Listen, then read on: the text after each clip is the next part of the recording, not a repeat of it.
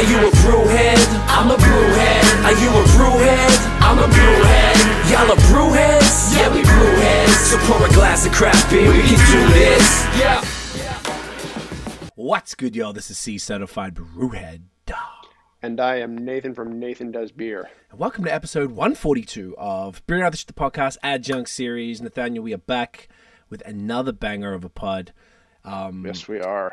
I feel like it's now, I know we said in the last pod that we were like easing back into things because we had a bit of a summer break whilst maintaining content. But now, looked at our calendar, we have a wicked full. I kind of want like, I feel like summer's always a little like, everyone's out doing their thing, you know, whatever, and breweries are extra busy as well. So now when it comes into this season, I feel like this is always like it's arguably the best time. I feel like we just get in a lot of great convos. A lot of great combos. It's one of my favorite seasons for beer, and yeah, the schedule is packed. We are going to be rolling for the fall. Yeah, it's great. So definitely stay tuned, guys. We have a lot of great stuff coming, starting with the episode we have this evening. This is a brewery that we've both been following and watching for quite some time, and our first experience with the beers and chatting with the champions behind the brewery. So I'm super excited. I'm loving the branding. I'm loving all the styles they're doing, and we have a real like eclectic mix. We don't know where it's going to go, but either way, it's going to be interesting as hell. So, ladies and gentlemen, please welcome Jeremy and Aidan from Flux Brewing in the building. Welcome, champions. Fellas. Thanks for having us. The pleasure is all ours, of course. So this is exciting for us. It's really cool to get to meet new people and to kind of experience new breweries and get the story and drink the beers whilst getting, you know, everything all in one little, you know, package for us. So this is super exciting and super fun. So thank you again for joining us and for the wicked curation of brews. I feel like it's going to be fun to see where this goes tonight. You guys do a bunch of really fun stuff, and as Nate said just before, this is our favorite time of the year, like, and we're starting off with the beer of the season, which technically is still summer, but by the time this comes out it won't be, so you know. We are getting into your brand spanking new Festbier, ready for Oktoberfest. Look at that, which is awesome. And this was actually canned on today's Thursday. It was canned on Monday, which is very cool. Super, couldn't be more fresh. Very fresh. Love that. Could not be more fresh.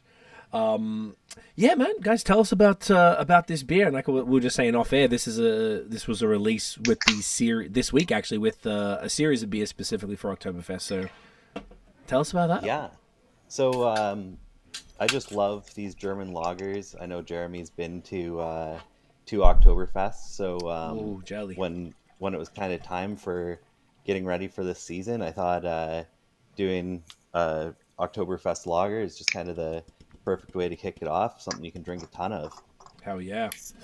Oh, look at that color. You guys are gorgeous.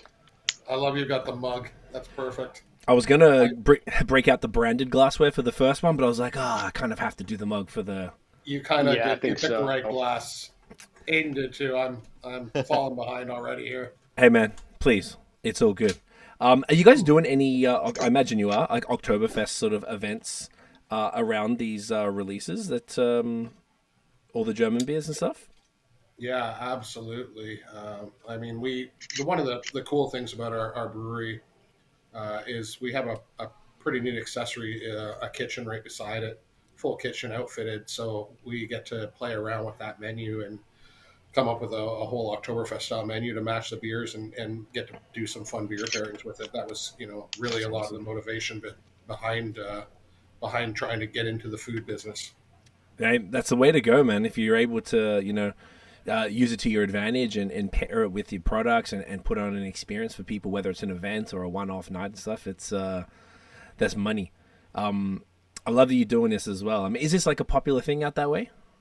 Like as far as Oktoberfest and all that type of thing, like people are into it? Well, I think Aidan can talk about the KW region for sure. Yeah, so like I live in Kitchener, which is about 45 minutes from the brewery, and we have the biggest Oktoberfest outside of Munich in Kitchener-Waterloo. So, someone told us that, Nate, didn't they? Yeah, feel I think we were probably talking about that when we had Block 3 on earlier in the year. Okay. Yeah, Makes those sense. guys love Oktoberfest as well. Yes. Okay, that makes sense. Okay, like is that just there's just a big population of German German immigrants and stuff around there, or like Yeah, yeah. I think like a lot of that's the crazy. like Kitchener used to be called Berlin, so um, so when like just kind of all the settlers are in this area and they kept the tradition alive, and it's perfect Gotcha. time to be drinking beer. Well then, with that, gentlemen, great to meet you both. Cheers. Cheers. Cheers. Wicked toasty nose on this. Oh yeah, the aroma's incredible. There we go. Oh yeah. Well, that is money. Has great body, great carb, nice beautiful caramel notes in there, like kind of light grassy bitterness. This is my first beer of the night. Obviously, not drinking before this thing, and I always find the bitterness hits a little bit. So after a few more sips, I'm sure it'll chill out. But this is balanced. This is fantastic. I tend And to it's like got a my lagers. it's got Sorry, a go ahead. great caramel malt profile to it too. Yeah. Which is like really on point. Yeah, this is Yeah, fantastic.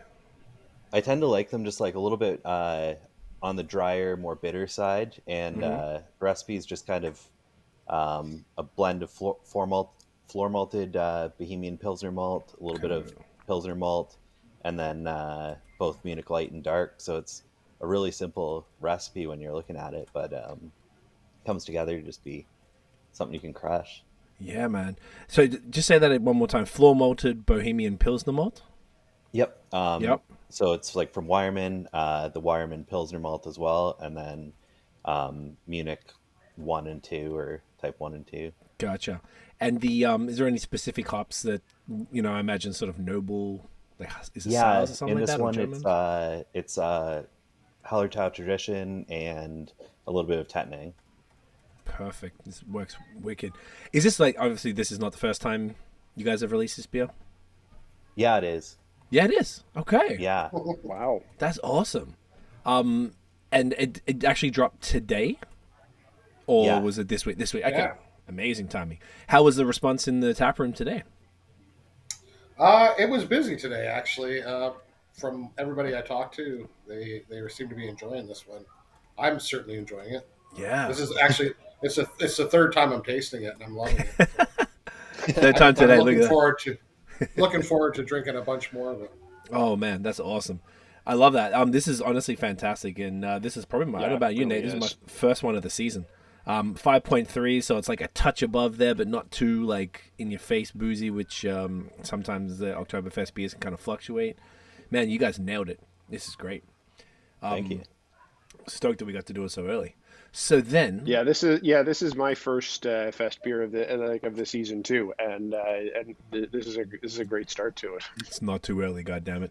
So, It starts Saturday, so it's perfect timing. technically, yeah. I heard this year summer ends on the 23rd of September.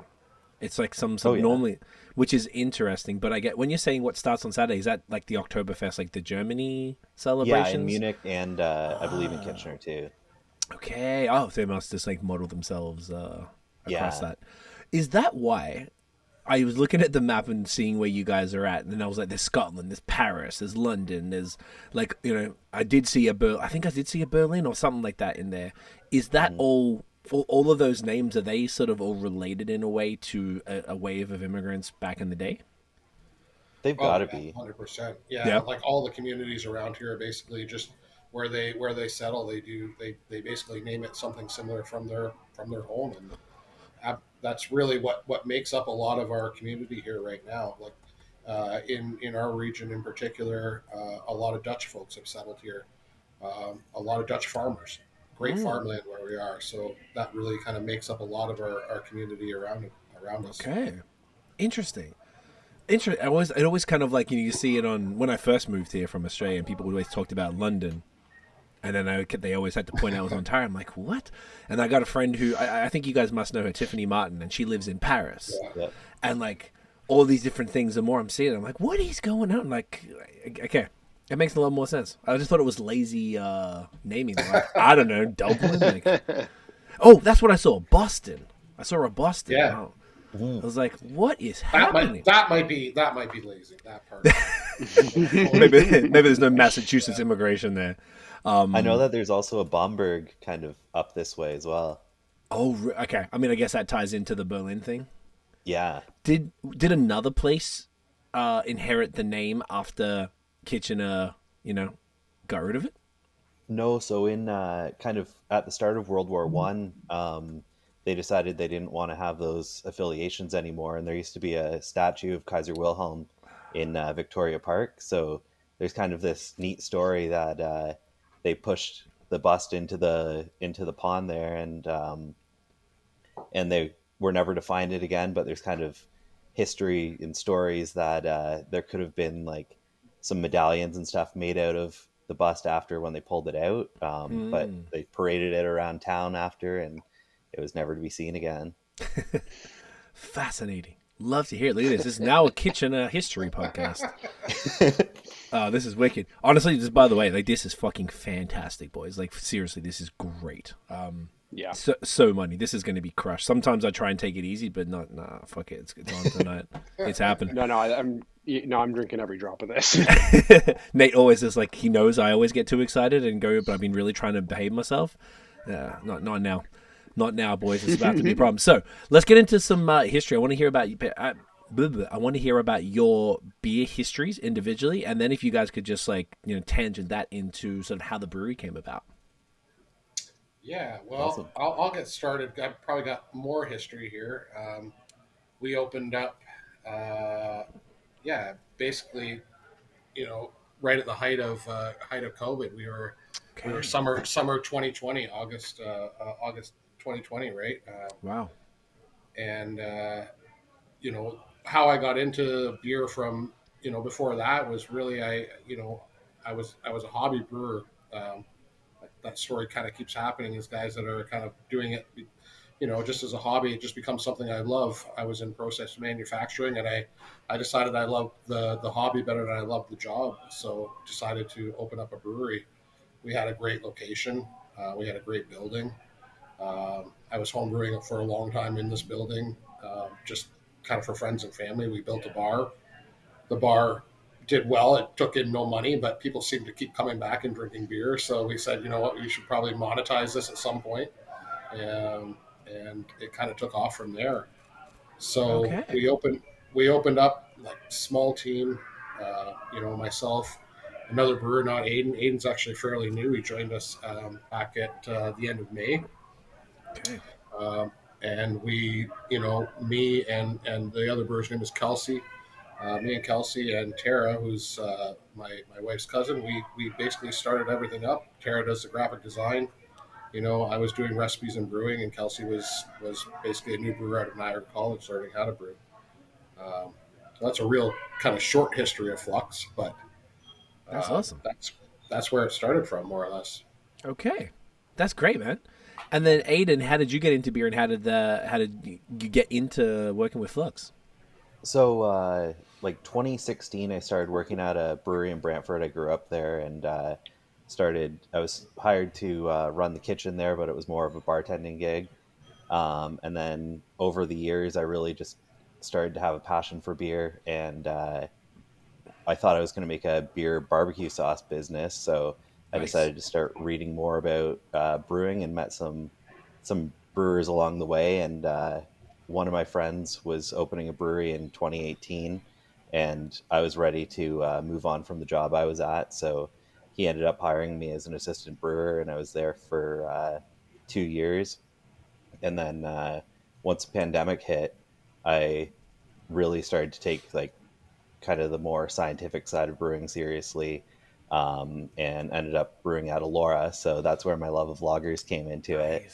So working with Lager Dave, and spent Johnny, just right around 2 years there. And the system there and the style of brew house they have a small brew house with massive fermenters. So you just get so many reps, you run into so many problems, you learn so much along the way, and really picked up a lot while I was brewing there.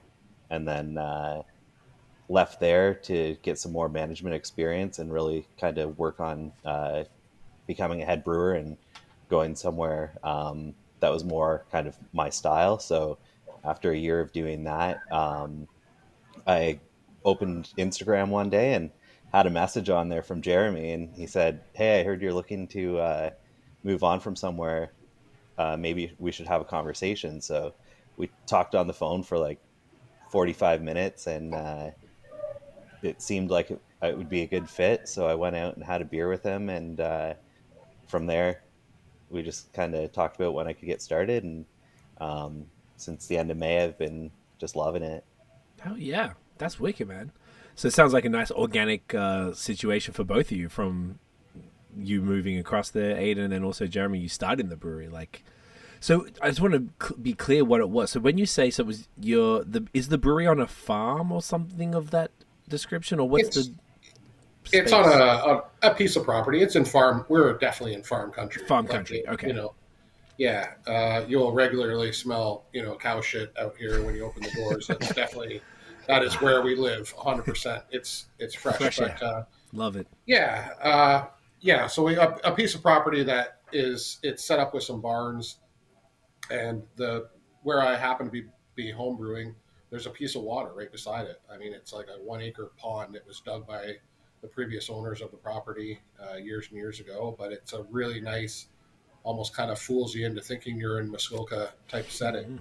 So we just had that, it was just the type of place where you sit down with a cold pint and you're just like, what else do I need right now? Right. And it just had that feeling before we even opened. It was like, this is going to work. Like, people are really going to enjoy coming here and being here. If we can just, give them a good product, we can make this something that we can just continue on doing. And so far that's, I mean, you open up in the middle of a pandemic, like, it's fucked up anyway. Right. I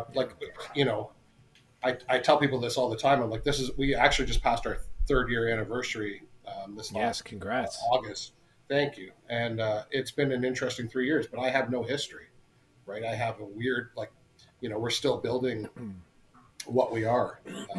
Right. It was up, down, and sideways, and pedal to the metal, and oh shit, hit the brakes. Like, let's slow down and really kind of evaluate what we're doing here, right? Yeah. So it was some interesting times for sure, but it's been, also super rewarding. Like, we're here, we're doing it after 3 years. Like, yeah, you survived the toughest stuff. For sure, and we're thriving in it and just continuing to kind of grow. So yeah, it's just it's the tip of the iceberg here, to use it. That's sick. Yeah.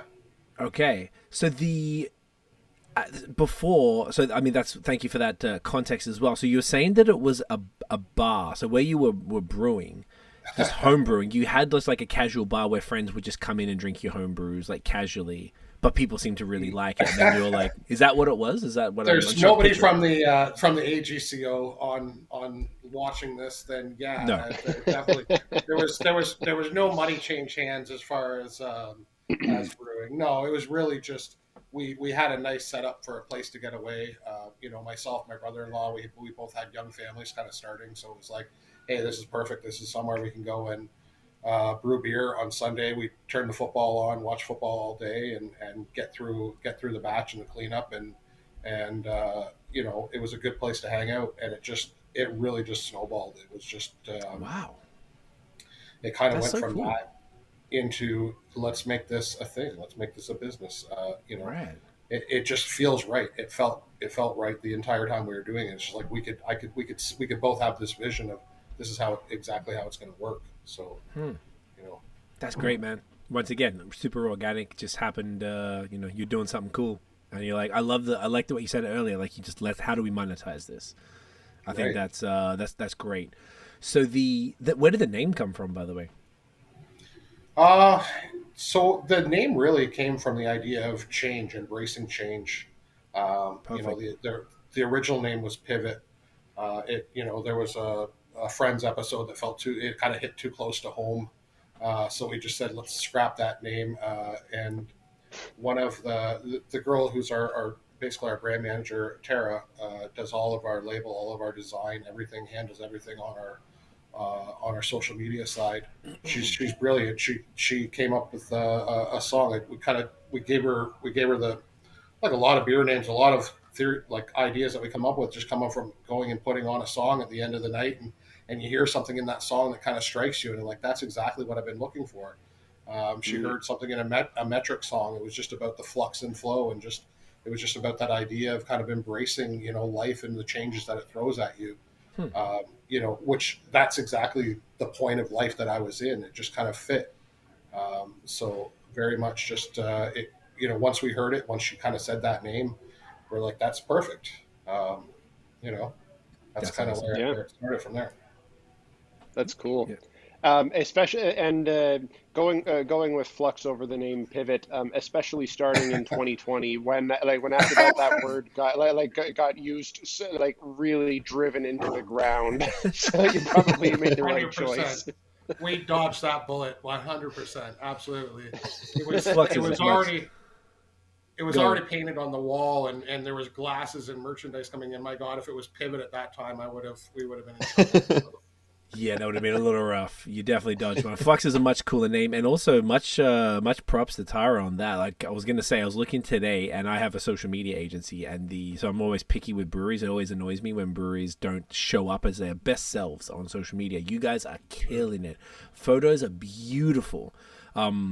Everything is just money. I love it. And the art is clean. The logo is dope. Your merch is dope. I feel like you guys got a really cool looking brand and really cool thing. And just the way that the photos from someone who hasn't been there was like, oh, I need to get there before it gets cold. Like that patio with the blue umbrellas looks fire.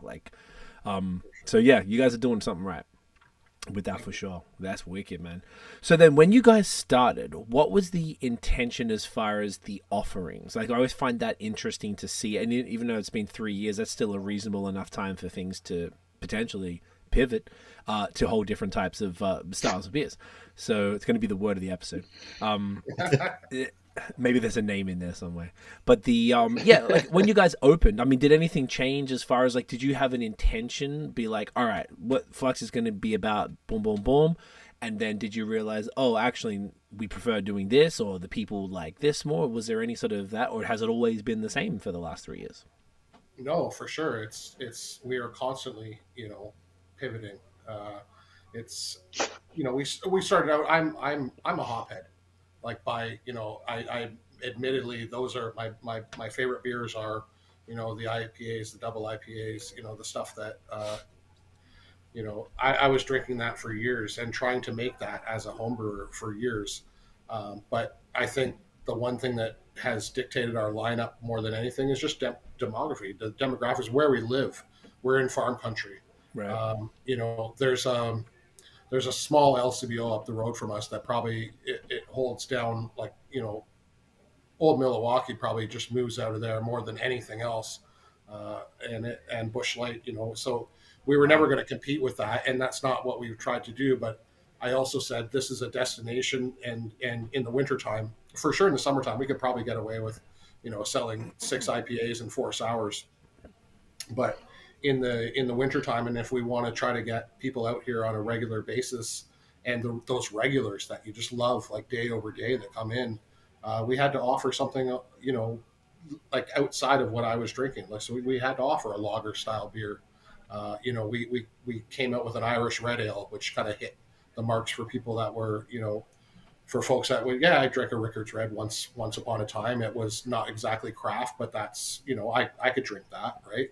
We got a lot of that, right? It's a lot of folks that come in here for the first time, come into a craft brewery, and trying to bring them, from number one, where we kind of start them at, hey, this is the easiest thing that I can probably give you to drink. That's probably not going to offend somebody that's never had a craft beer, and try to work you down the lineup until you're crushing doubles, right? That's always the plan. I love that. So a bit of everything, and therefore then in the last 3 years, probably not much has changed as far as the approach to what you guys are doing, would you say? Well, as far as trying to offer a full lineup, that's probably always going to be something that we are going to try to do as a destination brewery. We have never chased the LCBO. We really don't do a lot of work on licensees. we've set it up to do 80 to 90% of what we sell is out of our facility. We'd love to have some more licensees, but it's it's just kind of one of those, you weigh it out, right? But as far as beer goes, no, I mean it's constant evolving. What do we like from one week to the next? What does the customer want from one week to the next? It changes all the time, and then every recipe. I mean, I don't know. I'm not sure if we've ever made. We kind of settled in on some of them as far as like drawing board. Made that the same way a few times, but it was 8, 9, 10, different versions of it before we found one that we liked, and we're probably still not done changing that, right? Gotcha. So then that makes sense. And then did you guys ever have any flagships, or do you now at all? I think, yeah, like I think drawing board has been one beer from day one that we tried to kind of work on. It's kind of my style of beer in that it's hop forward. It's not too heavy that I can't have more than a couple of them and be a wreck. And it was something that I worked on kind of right from the get-go. It was probably the first beer that we ever tried to make on our new system was that beer. That's not to say that it's done. I know it's constantly evolving. I know that beer, I mean, it's changed since Aidan has come and taken over, right? So we're always working on it. But that's great. I don't know. Well, I think things will continue to change, honestly. With Aidan coming on, he brings a bunch of different experiences that we didn't have before. So, doing our first cask conditioned ale, right? Getting into those kind of projects is something that I had always been interested in, but never really had the opportunity to do. And then we're both just big beer fans of like all the hype boys and everything else. So we keep seeing what they're doing and saying, gosh, I would love to have something like that in my brewery, and show people what beer is all about in this area, in different styles. Right. Hell yeah. So, yeah. I like that approach. That's good. I mean, like, I always curious about the flagship thing. I feel like we see it more often these days, but if you're able to sort of, and I think when I say these days as well, it's all about like, the favorite saying right now is like in this economy. So like, sometimes I've heard the flagships are convenient for breweries as well, but not the most exciting thing in the world. So it's cool that at least you got one thing that people can come through and get that drawing board beer you're talking about, but also it sounds like would be my guess is that you're sort of rotating beers throughout the year, like you mentioned, like the Irish Red and things like that you guys are doing, that people can come. Maybe it's not their year round, but they'll come back in a few months and it's back on again. Is that how that's going? Definitely. Okay. Yeah. We take shit all the time from like a beer will go off the lineup, and people are asking like, when's that one going to come back?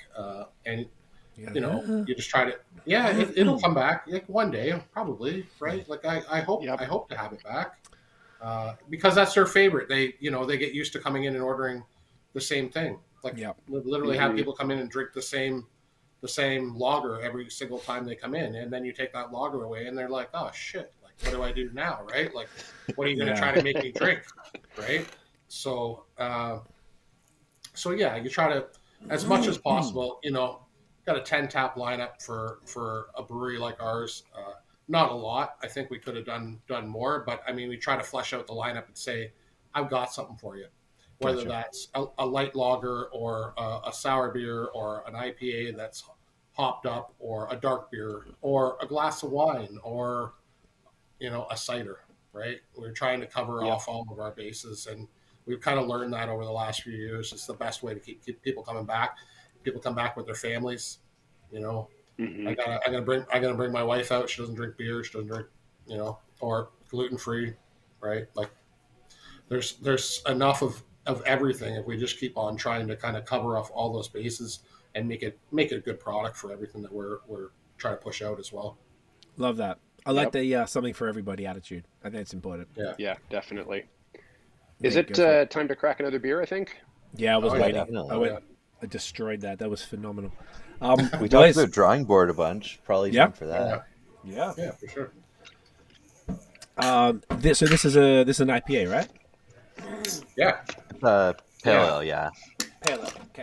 it's 5.7. It's right in that sweet spot. Just gotta find it. What color is it? It is Got like it's black with teal a blue kind of ribbon around it. There we go. There she goes. Oh, nice. Very, very cool art on this. Come on. There we go. Look at that. Looks like tattoos. Fire. I Beautiful. think this will be the one I'll use the branded glass for. Oh, I was thinking that same thing too. Oh, this is fresh. This is Monday. Get out of town. Let's go. We know you like your fresh hoppy beers. Yeah, Oh yeah. I'm a freshness princess, Aidan. What can I say? It's just a preference. It's not the end of the world. I have a lot of people. Oh, look at that Merc. That's what I'm. See, I saw that in the photos, so I was like, ooh, I was excited for this. Yeah. Yes, look at that. So this one's been around since the beginning. Yeah, I wouldn't say this is the same beer that we started with by Gotcha. any means. I don't think you could put them side by side and recognize them. Gotcha. Uh, I mean, but like, that was- arguably that's more important, no? Like yeah, growth, 100%. changing with the times, changing with your brewing skills and knowledge from the cumulative team there. For sure. And what do they say? Your palate, like your taste buds change like every 10 days, right? Like you can quickly, your palate changes all the time. What you're into, how much bitterness you're liking, how much of certain flavors you're liking. I think that's constantly evolving. Right. I agree with that for sure. Is that actually a scientific fact that your taste buds sort of like refresh They every 10 days? regenerate every 10 days. Yeah. And does it? I didn't know that either. I don't know. Well, I don't know that might be bullshit. I don't know. We need a fact I check. heard that. I heard that somewhere. You know what? I'm just gonna believe it blindly. I believe you. I have no reason not to believe you, bro. All right. This smells glorious. As soon as I cracked open the can, oh, super bright. What hops are in this one? This is Citra Mosaic and Sabro. Ooh, what a combo! You guys are obviously Sabro fans. I feel I'm like not. it's no. Aiden's not as much. You are, Jeremy. I like a titch of it here and there. This beer has had it at times. Other times it hasn't. Right. I think Aiden's probably trying to minimize it a little bit, the Sabro in there, which is fair enough because I know it's one of those things you either love or you hate. Yep. But yeah, I like what it brings to certain beers. We did an all Sabro pale ale not too long ago, and I felt like after we did that beer, I felt like that the only thing I could taste in Drawing Board was Sabro after that. So when Right. Aidan said he wanted to dial it back a little bit, I was okay with it. But Yeah. Sometimes it's more of a supporting hop than a front and center one, but it has its for purpose sure. for sure. I'm dying to sip this, boys. Cheers. cheers. Cheers.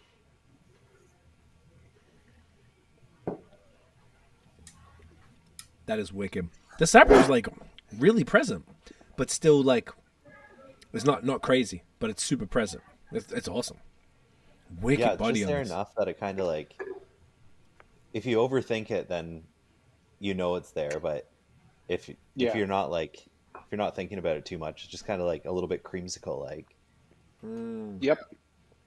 Yeah, That's a good I way to feel say it. like this is one of those cases of if you didn't know Sabro was in it, you might not have necessarily picked it out because it's not like so hitting you in the face with coconut that you're feeling like you're drinking sunscreen. But but it definitely does add an element of creaminess to it, I think. For sure. Yeah, definitely. So this, like, you've got a wicked haze on this too, which is something I'm personally partial to. I imagine it's both. That's what you guys are into. Is this like? I like it like mud, like yellow milk. Yeah, I feel like this is delivering exactly what I'm what I'm wanting here, and this is exactly what I saw in all the pics online. Has it always been like this, like intense and opaque, or was this part of the evolution of the beer? That was the target from the homebrew side to once we scaled it up, it didn't work at all. I think Okay. the first version came out as hazy as we wanted it, and the next batch that we had the labels all ready to go for came out crystal clear like a lager. Oh no! Oh wow! What It happened? dropped out really clear. I think we just didn't have our oats high enough at that point, and I think it was just a victim to the yeast that we were using. Was it flocked a little harder than what we thought it was going to, and everything kind of dropped out. But we named that one Harvest Ale, and everybody loved that beer and have still asked for it to come back. But Okay, it never will. But anyway, does not have. Well, at least like I imagine, even when it dropped out a lot, it'd still probably taste relatively similar. it's I delicious. imagine, right? It was Yeah. delicious. It was just that visual is kind of like a part of the I think at one point it actually said on the label, it said hazy IPA. Okay. So we're like, no, that doesn't work. We can't put that in that can, right? I mean,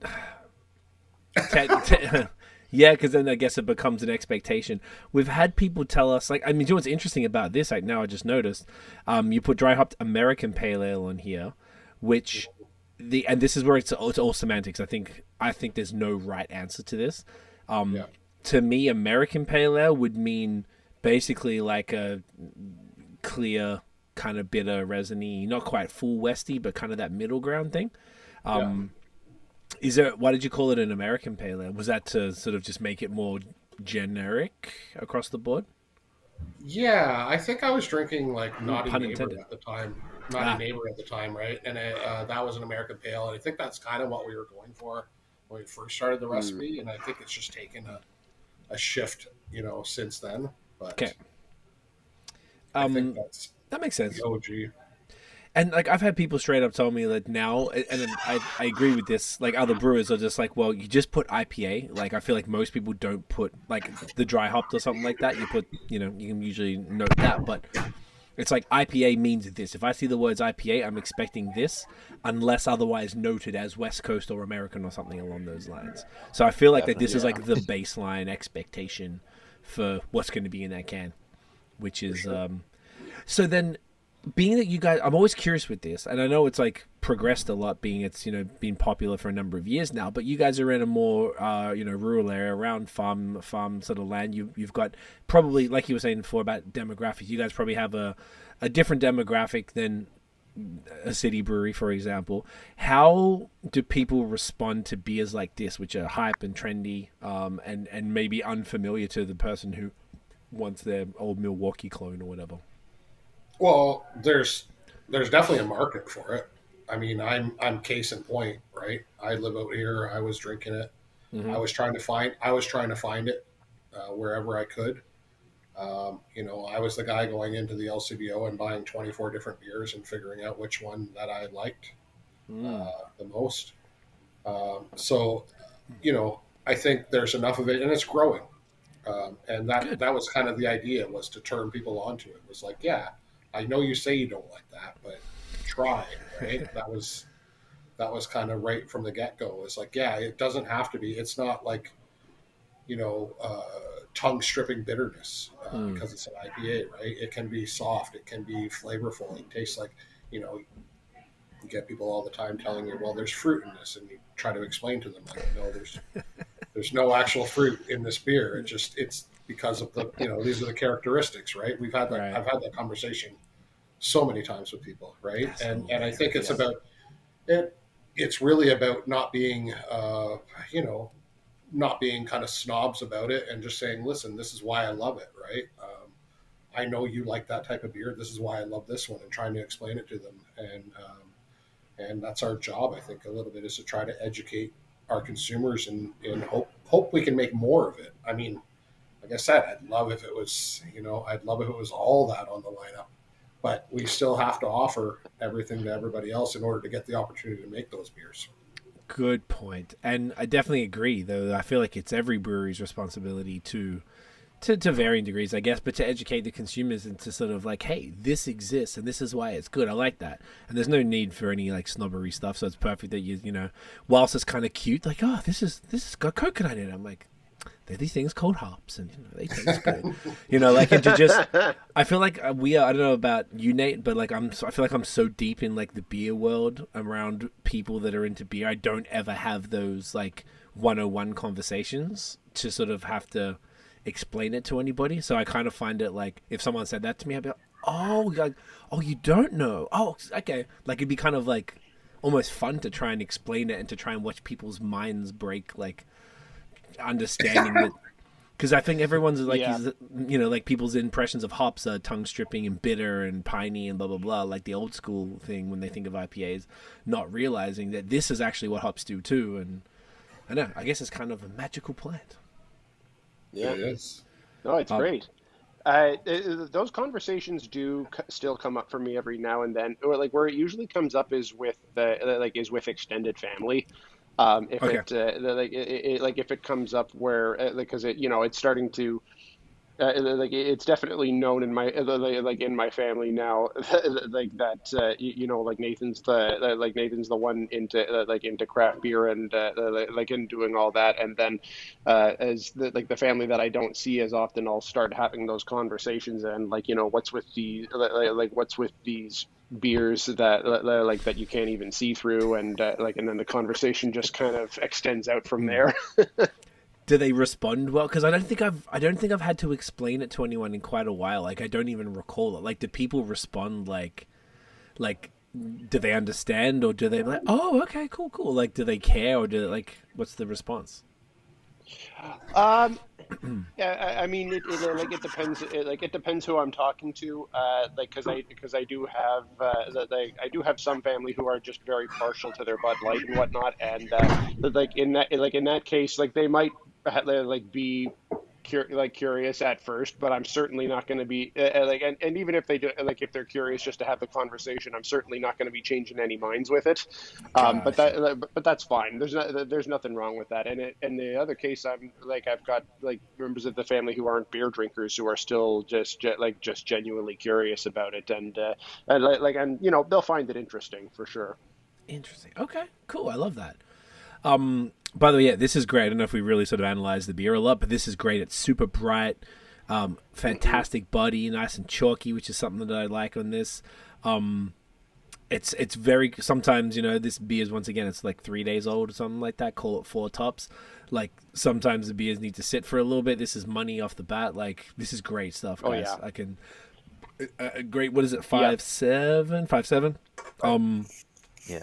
Yeah, this is fantastic. Very, very impressed. Like, this is 2 from 2. Yeah, I really got to give props on the body on this. I'm not going to talk about it at length because I've done that too many times. But with when it comes to New England pale ales, I often find that once you kind of drift from the IPA into the pale ale category, when the ABV starts to drop below 6.5 and whatnot, in a lot of cases I find that the body tends to fall below a level for my personal preference, and that's fine. It's just that's just what I like. But in this, the body is really nice and fluffy.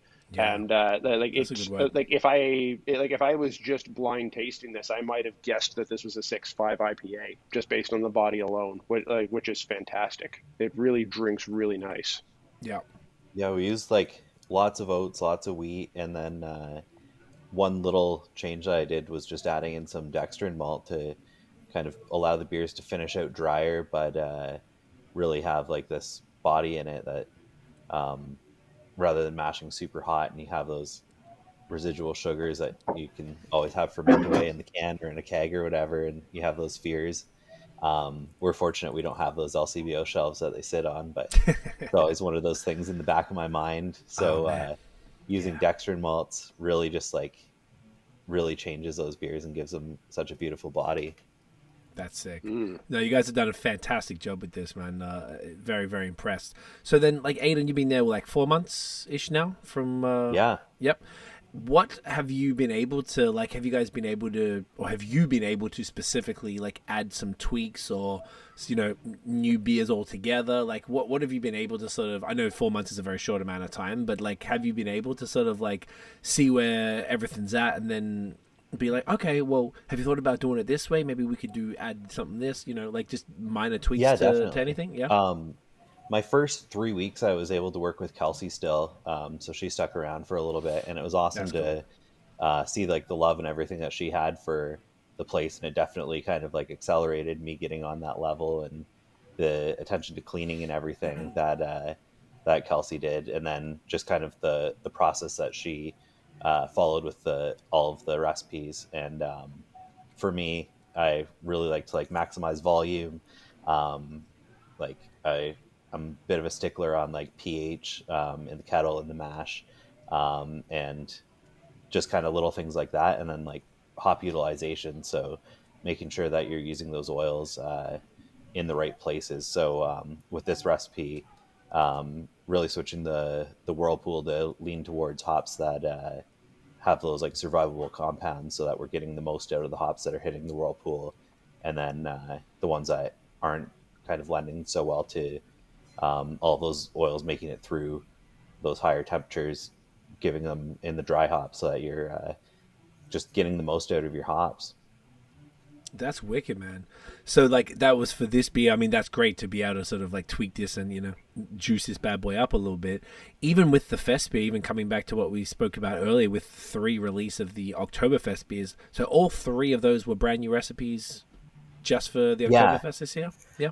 yeah. So like I think the brewery did an alt beer before, if I remember correctly, looking through Untapped and kind of some conversations. But I I brewed some alt beer prior to being at Flux, and it was a beer that went over really well. Got an Ontario Brewing Award for it, so I was like, I want to brew this recipe, but to kind of a different audience. And I was brewing on a really small system in the past, so 2 hectoliter batches that didn't get any packaging or anything aside from keg. Gotcha. Um, but yeah, so we've done like quite a few new beers since I came on board at the brewery, and Nice. yeah, there's been a few recipes that have kind of got those changes. But we did like a triple release for our anniversary. So we did a like micro IPA, a barrel aged DSB, and a triple of Etcetera, which is like another beer that's another IPA that we have around right now. That's And great, man. I think I yeah, saw it's a been couple fun of those in the batches there. Uh, I know Etcetera was in there, and I did see the yeah, Etcetera's NESB. definitely. Yeah, yep. Okay, sick, sick. So that was for the anniversary drops. The what was the thinking behind the Oktoberfest one? I mean, obviously, like you said, there was the old beer before, but just bringing those 3. I mean, even the Rauch beer. That's a bold. That's a bold choice, boys. Yeah, Yeah. What's the vibes there? I mean, was that just like fuck it, roll the dice and see what happens, or was it like, what I mean? I just feel like that would be. I feel like they can be great. I'm willing to be sold on Rauch beers. I haven't really like obviously most of us have only had the what's the one like the one that starts with Chinchilla. yeah, that's the one. I can never say it, but that joint. I've had a few other beers with like smoked malt, like subtly smoked. That I'm actually like, oh, okay, I can see the vibe. So like, what was your approach to the Rauch beer? So it was kind of funny. Like they're a style that I love, and I have brewed some like pale ones in the past. And Jeremy and I had some conversations about it, and then I was like, I think we only have like probably tank space for 2 Oktoberfest beers, so we settled on the Fest beer and the alt beer. And then I kind of went back into the office when Jeremy and I were talking, and I knew we were gonna do a malt order, and I was like, actually, just like add all these bags uh, of Beechwood smoked malt and add some more pills. And um, he was just laughing. He's like, "What are you going to use that for?" And I was like, "We're going to do like a Rothel." So um, he didn't say no, so I went ahead and did it. Sometimes ask forgiveness, no permission. Yeah. And that one, okay, that's fascinating then. And how did it go? I mean, that dropped today as well. Like, how did that one go? I'd be very curious about. Yeah, we had one of our like great customers and friends. he's always drinking our kettle sour, but he was sitting down beside me before I left the brewery today, and he was drinking a pint of it and really enjoyed it. So I think that All says right. something. There we go. I mean, look, it's about to probably. I'm sure you'll run through it real quick over the weekend if that's when it all. Excuse me, if all the Oktoberfest celebrations start, then I imagine it'll crush to a pretty quick. Particularly like at the brewery. I imagine it's probably more of a brewery. Like it's probably would have moved on an LCBO shelf, but I reckon maybe at the brewery in the context of the times, you know. I'm hoping every beer town in southern Ontario needs a smoked lager on their lineup and orders at least one keg of it. Well, it could happen. It could definitely happen because I don't think you got much competition. Which I'm not even shitting on the style at all. I'm personally just not super familiar with it. Is it like campfire bacon, or is it like that nice, like a little more subtle? You definitely get like almost like those like bacon, like on brew day it smelled like I was just cooking bacon in the mash tun. It was pretty awesome. But yeah, like your first sip is definitely smoky, and with each sip after that, like it almost changes, and by your second pint you forget you're drinking a smoked beer and you think you're drinking like a well hopped Helles. Huh. That's cool. Okay. I feel like you're convincing the world on Rouch beers right here. Yeah. Is that how you say it? It's not Rouch. Is that Rouch? I think it's like Rauch. listening to like the guy from Schlenkerla, he says like Rock beer. Rock. Oh, that's kind of more Germany. Okay. That sounds about right. German dash Y. Okay. Dope. So then the things that you guys are doing, just while I'm thinking of it, so we don't skip over it. Are you having multiple like Oktoberfest events throughout the next few weeks to a month or whatever? Yeah, we're just kind of theming it like Okay. Oktoberfest. We have some Oktoberfest beer. We run an Oktoberfest menu. We'll put up some decorations. Aidan says he'll wear the lederhosen Every shift. I don't know if you want to do that. They'll start to stink, I'm sure. With the boots? Yeah, man. But we're kind of leading into it for the next few weeks and enjoy it. We definitely we like kind of just doing different themes to things as we go through the year. It's hard to always do it with beer because we like certain styles of beer, but for sure with food, it's a little bit easier to kind of present a certain style of menu and then to try to match beers up to it. That's a good point. Yeah. Particularly with all the German food, it's like it's very specific, and like I don't know, I feel like people must be searching it out. Like at this time of year, it starts to get a little crisp in the evenings and stuff, and they're like, oh yeah, give me that, fucking bratwurst and whatever. Yeah, it feels right. It absolutely feels right to be drinking that style of beer and that type of food at that time. Yeah, that's fun, man. It's making me hungry just thinking about it. It's just it's so money. I just feel like it's very cool. I mean, it's also cool that there's like, I mean, obviously you're a little ways away from Kitchener, but that general region of the province has a history, like a genuine history with all things German. So it's like actually a pretty damn authentic thing for the area. Do other breweries do it too? Like, is it like a thing where like, or does just maybe some breweries do, some don't? Like, there's not like some sort of like organization. I think quite a few breweries kind of like get together. Like I know Block 3 is doing Blocktoberfest. It's not like every brewery kind of around. I know in KW there used to be like Crafttoberfest, but now I saw like Shortfinger and Counterpoint and a new brewery in Kitchener called like Twas Now are doing some stuff together. So I think actually they did a smoked beer too. Oh, look at that! You guys started some. Yeah, it's coming back. Look at that. Smoke season. Yeah. Let's go. Yeah, I think that Paris Brewing Company that's not too far from us, maybe like 20 minutes down the road. They're always kind of German inspired beers, and I know I was texting the owner today and he was saying that he's got some Oktoberfest beer coming out. So I think in the area, like some people do, some breweries don't. Just kind of depends on the take you have on it and if you have that same love of German beer. Yeah. Yeah. That makes sense. I wasn't sure if it was just kind of like... Go on, Nate. No, from what I've been seeing, it seems like there are more breweries this year doing an Oktoberfest than I've ever seen before. I think that's why I'm asking. Like Yeah. yeah, like all over the province. There's some doing it. Like even out this way, Tooth and Nail's I saw doing that today. one. Yeah. And like like across the river, Saint Cambaron, like they always do an Oktoberfest, and like in Toronto, Godspeed's of course doing one. I saw Like that. they're all over they're all over the place. It's fantastic.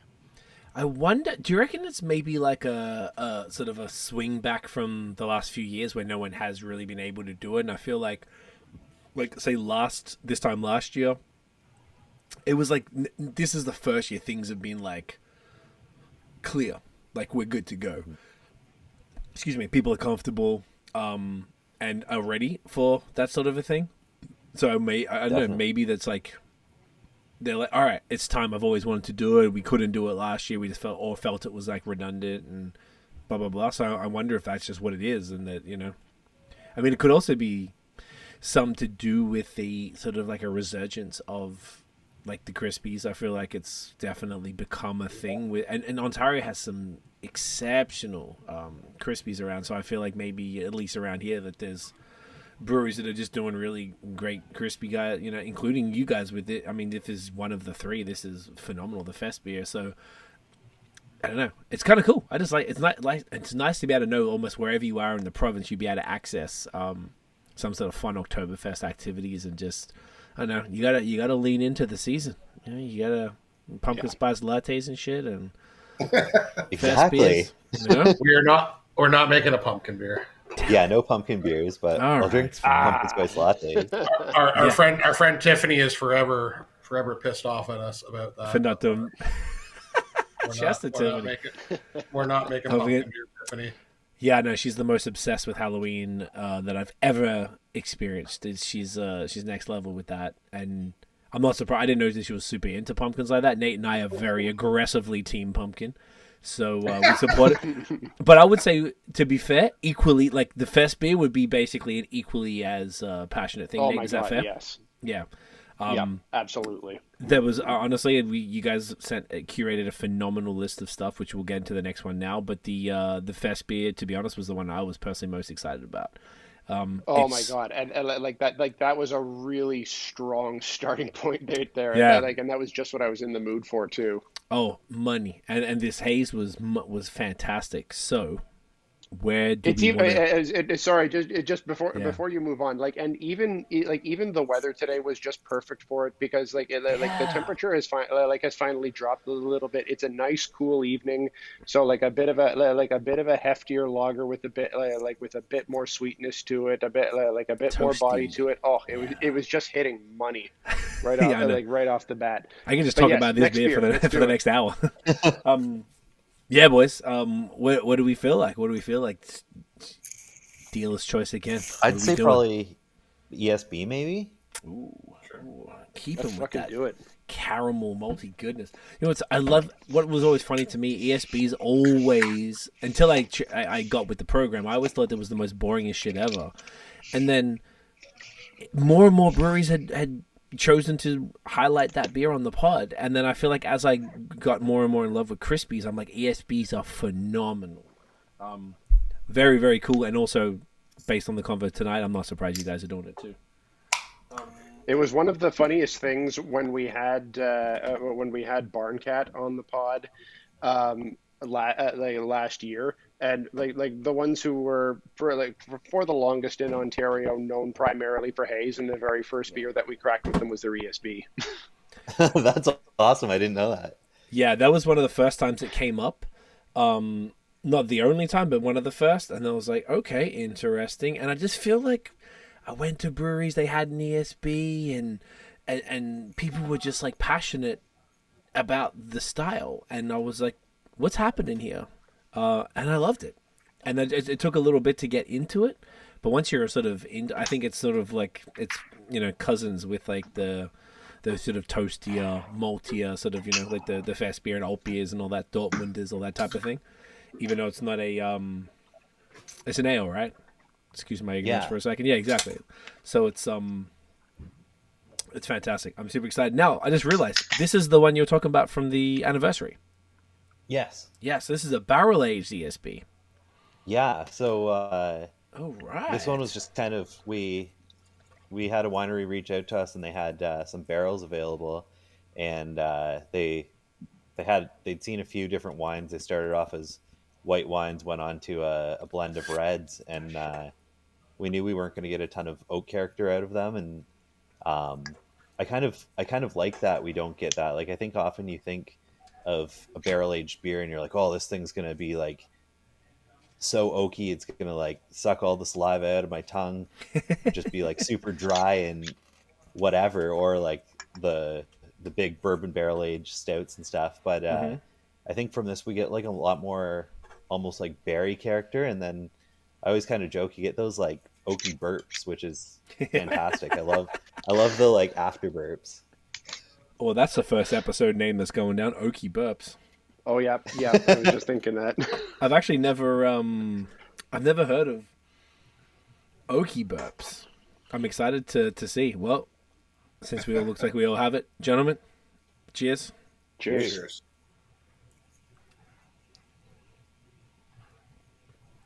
Wow.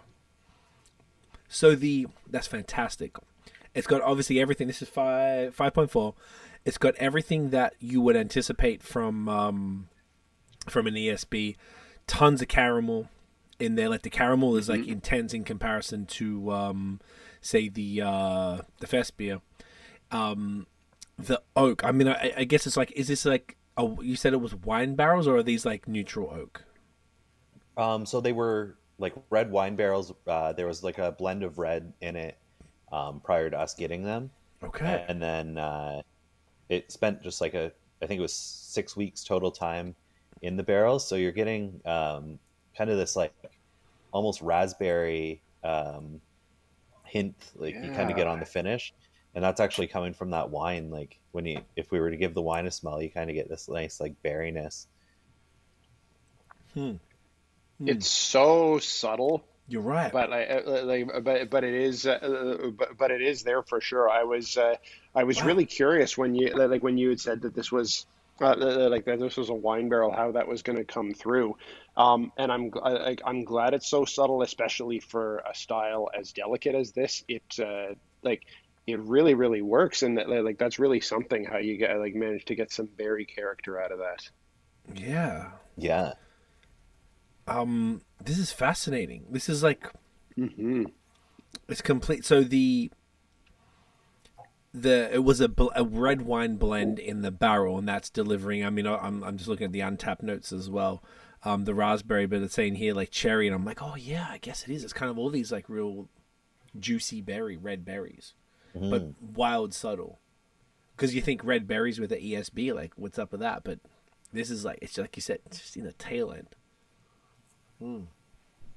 Yeah, I think it with that like dryness that you get Wow. and kind of that like minerality of the like harder water, it just kind of like it's refreshing in a way. Like I feel myself just like ready to go back for another sip. Yeah. Oh man, that's fascinating. I feel like on the nose, it's like so now you sort of had a few sips. I feel like I'm kind of like, oh, I was just thinking, like, did I just get a bit of chocolate? And I looked at the untapped there and it said a hint of chocolate as well, and I was like, okay, Mhm. what an interesting bunch of flavors that the oak gave out, eh? Yeah. The where did the idea of barrel aging an ESB come from? I cannot say that I have heard of anybody doing anything like that before. I think it's like historically, like I don't know, similar to Jeremy's science of the taste buds. I've never looked into it, but like historically, beer would have been in oak. So like maybe you're getting some of those wine barrels or whatever. Probably not, but we were kind of talking about doing a like our anniversary lineup and what we could brew for that. And Jeremy mentioned that we could get these barrels, Mm-hmm. and we were excited to get barrels into the brewery since there's not been any like oak aged beer coming out of Flux yet. Mm-hmm. And at that point, we were just kind of like, what could we do? And I was like, what about like an ESB? And Jeremy went for it, so I We love did it. it. So, so it sounds like you're really just throwing shit at Jeremy. You're like, all right, dude, he knew. Yeah. What I'm thinking is it, and he's like, I'll put the order through. I like that. Is that an accurate, somewhat accurate summary of the relationship? I mean, it sounds like there's more like Jeremy. There's a lot of trust in Aidan there, and you're actually letting him kind of lead the way as far as the products are Oh, concerned. Yeah. yeah, 100%. Yeah, I think that we have to try different things. As I mean, the roast beer was not, that wouldn't ever have been something that I put in my lineup if I was coming up with the recipes every day, and that's okay, right? Like who says that I have all the answers for what people are going to like and what they're going to get into? So I think Aiden loves it. I think he should be able to brew it, uh, and I think other people will love it. And yeah, we got to try those things. I like it. It's excuse me, it's creative. Like it's innovative. As far as like Nate and I always joke about innovation because there's good innovation and bad innovation. Like I like all of it. If it's throw shit at the wall, and if it's great, cool, and if it's not, well, you tried it and tried to make something fun. And I feel like this is great because it's like taking a style that I guess is hundreds of years old. I imagine, like the traditional Probably. British style, probably, right? And then just doing something extra fun. And like you said, it's actually kind of what you said before, Aidan, that it was originally probably matured, fermented, whatever it might be in barrels. So it's kind of bringing it back to that, the original way of sort of presenting the beer. And it works so well, like so well. And it's because I thought initially when I saw it, my guess I was, oh yeah, neutral barrels. Like what are you gonna do? Put in like bourbon barrels? It'd probably be a little intense. But this wine thing and being that it's so subtle is that's super fun. Yeah, I think if we left it in longer, it would have lost the balance and kind of some of the bitterness may have faded or any of that. I would have probably had to like up the bitterness from the start. But I think that it kind of all comes together in a nice balance where you could like if I didn't tell you that there was any oak involved, um, you wouldn't think that there's like that red wine character or any of that, and you could just sit in a pub and chat with your mates and not even think about it and crush a few. Easily, I think so. easily. I think so. Yeah, it's like low AB. It's only 5.4 as well, which is probably in the higher end for an ESB. I've Yeah, seen some of them around the 3 mark, 3.5. yeah, definitely. But it's like it drinks is super smooth. I really feel like you guys clearly have some sort of a knack here for these, for the. I know this isn't a crispy, but the crispy realm. Like this is definitely something you guys are slaying. And is this something that you were doing these from the beginning and it's just evolved over time, or is this more of a recent thing? I would say, as far as what Aiden's brought to the table recently, we definitely want to lean into some of those styles of beers because I think that's something that he really has a depth of knowledge on, and it's something I think all craft brewers we're just fans of Crispies anyway. We even the hopheads that started out as just hopheads, we still you got to throw one of those at us once in a while. I do have to cleanse the palate. Every third or fourth beer, I gotta throw one of those in. So yeah, I think I mean I love the style. I love how amazing lagers are coming out of our region. Whenever I taste one, I'm blown away. Like when I taste something, Fairweather, for instance, when I taste, they made their Dortmunder. I just Yes. was like, that's incredible. Like you guys are like It's the Haze exceptional. Bros and the guys that made all the weird sour beers that nobody out here would ever drink. But those, how can you not love that style of beer, right? Yeah, yeah. No, that's a good point. That just kind of like got an idea. So, have you guys done many collabs? Have you guys, or have you kind of sort of been in your own sort of like just perfecting your stuff? We did. We've done a couple of them. We Yeah, definitely did a couple back to back with the guys from Farm League. Oh, Uh, nice, great dudes. Yeah. Yes, they are great dudes. Just they're like the collab kings, so I think they kind of reached out and wanted to do that, Hey, and love we it. were happy. We were happy. I mean, again, after the pandemic, it was kind of a touchy time to be inviting people into your brewery or going to their brewery Of and course. spending a lot of time together. But we're certainly open to the idea. Just hasn't materialized as much. But yeah, we love doing them. We like I said, we're super fans of all these other breweries. We love talking to them. We love being around them. So yeah, we can make beer with them. What could be better? Hell yeah. I can see the sort of, I can see that, and I've heard, you've been sort of saying that a lot, Jeremy, and I see a lot, like, I feel we're pretty similar like that, just big beer fans, and you're just taking that and really building this into sort of the vision that you had for it. And, like, even just seeing these three beers, like, these are all so, I can't express, I don't keep saying it, but these are so fantastic. Like, these three beers so far. I know we have a bunch more to go, but, like, I'm so deeply impressed and equally pissed that I hadn't, at myself predominantly, for not trying your stuff earlier. This is like genuinely fire, and on top of that, the great brand. Like, I feel like you just got a really great product. Do you guys feel like that you're a hidden gem? A little bit, maybe a bit So underrated. it's yeah. I feel like we fly right under the radar for like what the hype breweries are. Absolutely. Hmm. Uh, but I think a little bit of that is like what we try to do. Like we try to do a little bit of everything.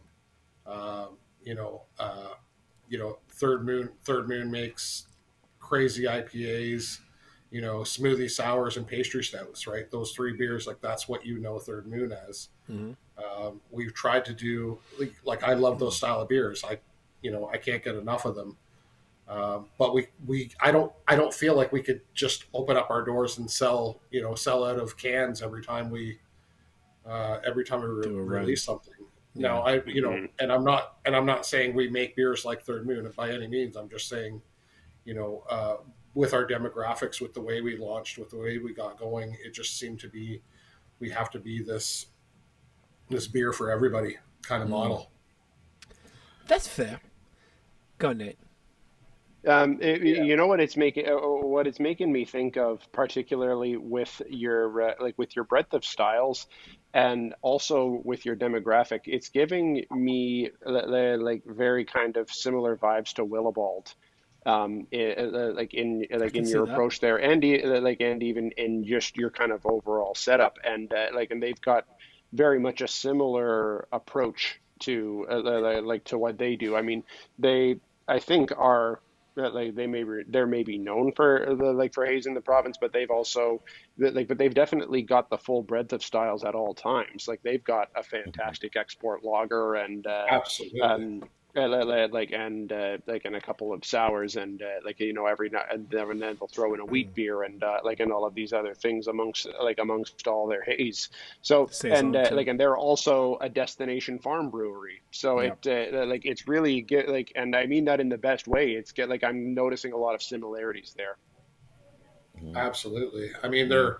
it's no coincidence. They're probably 25 minutes down the road from us. Right. Through if you hit the back roads and keep the pedal to the metal.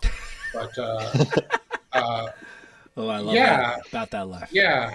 No, I mean we're again huge fans of what they're doing. We love their styles. It makes sense.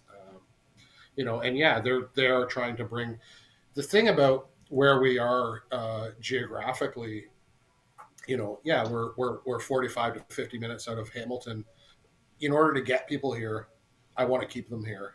Yeah. We're the town we live in, Scotland. It's nothing to speak of. It's got a LCBO slash corner store, a small restaurant, and that's it. As far as Scotland goes, there was a bank once upon a time. There's not even a bank here anymore. So, Right. uh, so we're 20 minutes from Brantford, we're 20 minutes from Paris, we're 20 minutes from Simcoe, we're 45 minutes from Hamilton, we're an hour from London, we're an hour and 10 from Toronto.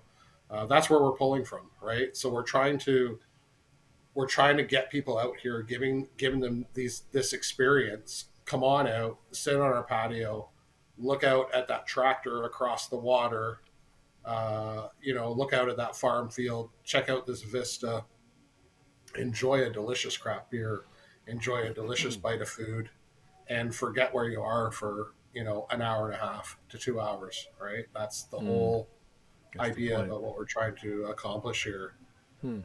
And hopefully you can come out here and not have if you're an IPA fan, you can come out here and I can have like 2 or 3 delicious IPAs. Or if you're a sour fan, yeah, I have a sour beer. Or if you like dark beers, or if you like malty, or we're trying to answer that for everybody. Come and sit on our patio. We have a way to make you comfortable. We have a way to make you kind of feel like you want to hang out here for a while. I love that. No, I totally feel that as well, and I think that's a great parallel, Nate. And I definitely see what you're saying, Jeremy, as far as that's concerned. And that's it. Like this, since I've lived in Hamilton, last year we moved here a year ago, and the first while was, when you move, it's nuts for a while, and then this year we've really been trying to, since it started getting warmer, get out to a bunch of places, and we've enjoyed that experience. So now I'm super excited to actually check out the place and sit there for a bit and eat some food and crush a few beers. One thing I think is also, there's kind of two things I want to touch on. One thing I love, and I imagine, Nate, you would echo this, that all of the cans that you do are shorties. I love the shorties. They feel so approachable. They feel so like, I can go one more. It's only a fucking shorty. We're good. I don't know. I'm a big fan of them. Like, I feel like they're heavily. What was the thinking in the packaging? Lots of beer, lots of enjoying beer, basically. Volume. How many? Gotcha. Yeah. The idea was, I mean, we for sure we were inspired by a brewery like Left Field. We loved what they were making, the beers that they were coming out with, for sure. The idea that you could have, I was loving the IPAs and the double IPAs, and the feeling that I could have 3 cans of this and just be jacked, or I could have 3, 4 or 5 short cans.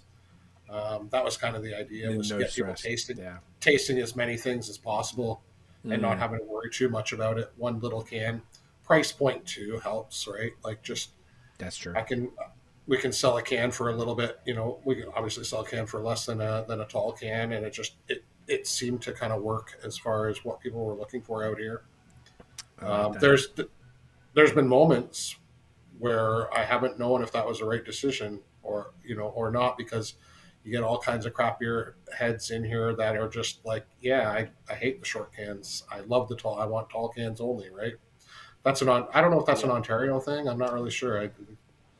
It's an LCBO I think it thing. might be. It's LCBO I've thing. seen, For sure. yeah, I have seen folks in Ontario bitch about short cans before.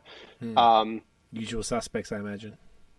Yeah, and it is it's one of those things. If you spend too much time on Instagram, you hear too many of the same comments from the same 5 people, and you start to think that it's a trend in the whole province. But it is one of those things, and it's like you were saying, Jeremy. It's definitely an LCBO thing. There's definitely a preference for for tall boys there, and that's a thing that just becomes pervasive in the province after a while. For anyone who is who is dipping their foot in the LCBO game, I mean, you kind of got to have it in tall boys, with a few exceptions. Yeah. There's a bunch of breweries that do a lot of, or Godspeed are essentially exclusively shorties. Dominion City do almost all shorties. Tooth and Nail. Left Field is all shorties. Well, Left Field for sure. Yeah, Tooth and Nail. Sun and Hill. Almost all shorties. I mean, even some breweries will just go and pop one beer and shorty. I don't know. I didn't know people were complaining about it. That's the first I've seen of that. So I'm like, I don't know. Every time I see a shorty, it's almost like a relief, because I feel like I can drink more. So when we're doing these, I'm like, oh, we're doing at least 6 of these bad boys tonight. It's nothing. It's all good. We don't have to worry about I'm going to crush all of these. It's like something more. They just feel more approachable. At the end of the night, we're like, do I want one more beer? I'm like, I don't want to talk. I'm like, shorty, perfect, low ABV shorty. Yeah. Excuse me, wrap up the night, you're good to go. I have definitely a preference for them, but I guess it's, you can't please everybody, and it is what it is. And the other thing I want to mention, though, on that was coming back to what we were saying before about the you guys being maybe an undiscovered gem, is one thing I've loved since moving to Ontario is the independent bottle shops in restaurants, cafes, so on, bars, and so on and so forth. I go here in Hamilton to Durand, which is my favorite spot. And there's a lot of other places. There's Princess Cafe in Kitchener. Obviously, you probably know about. Yep, Shasta Mark. He's a great dude. And then Evan, who's also a champion up in Barrie at the Wheel Brew. Those OG Bottle Shop in Cambridge. Oh yeah. So I would say those four are probably the ones. And then 4th and 7th in Toronto. Are really holding it down as far as like really well curated lists. Have you guys explored much of the indie bottle shop way as far as like to capture the awareness of some of the market that I really like? Once again, drinking these tonight, I'm like, oh, there's so many people that just need to know about this. This is ridiculous. Like, have you guys tapped into any of that at all? Yeah, for sure. Like we've had our beer with Evan up at the Wheel Brew. Fantastic. We've been at OG. We actually just did an event there not too long ago. Aidan and I went and poured beer for their folks there. Beautiful. As much as possible, we try to. I definitely think the fact that we're not on that edge of the hype breweries, I definitely think that sometimes somebody won't look at one of our beers. And pass it over for that beautiful Third Moon can, and I'm not knocking that decision. I get it. I love those beers, but it is what it is. Yeah.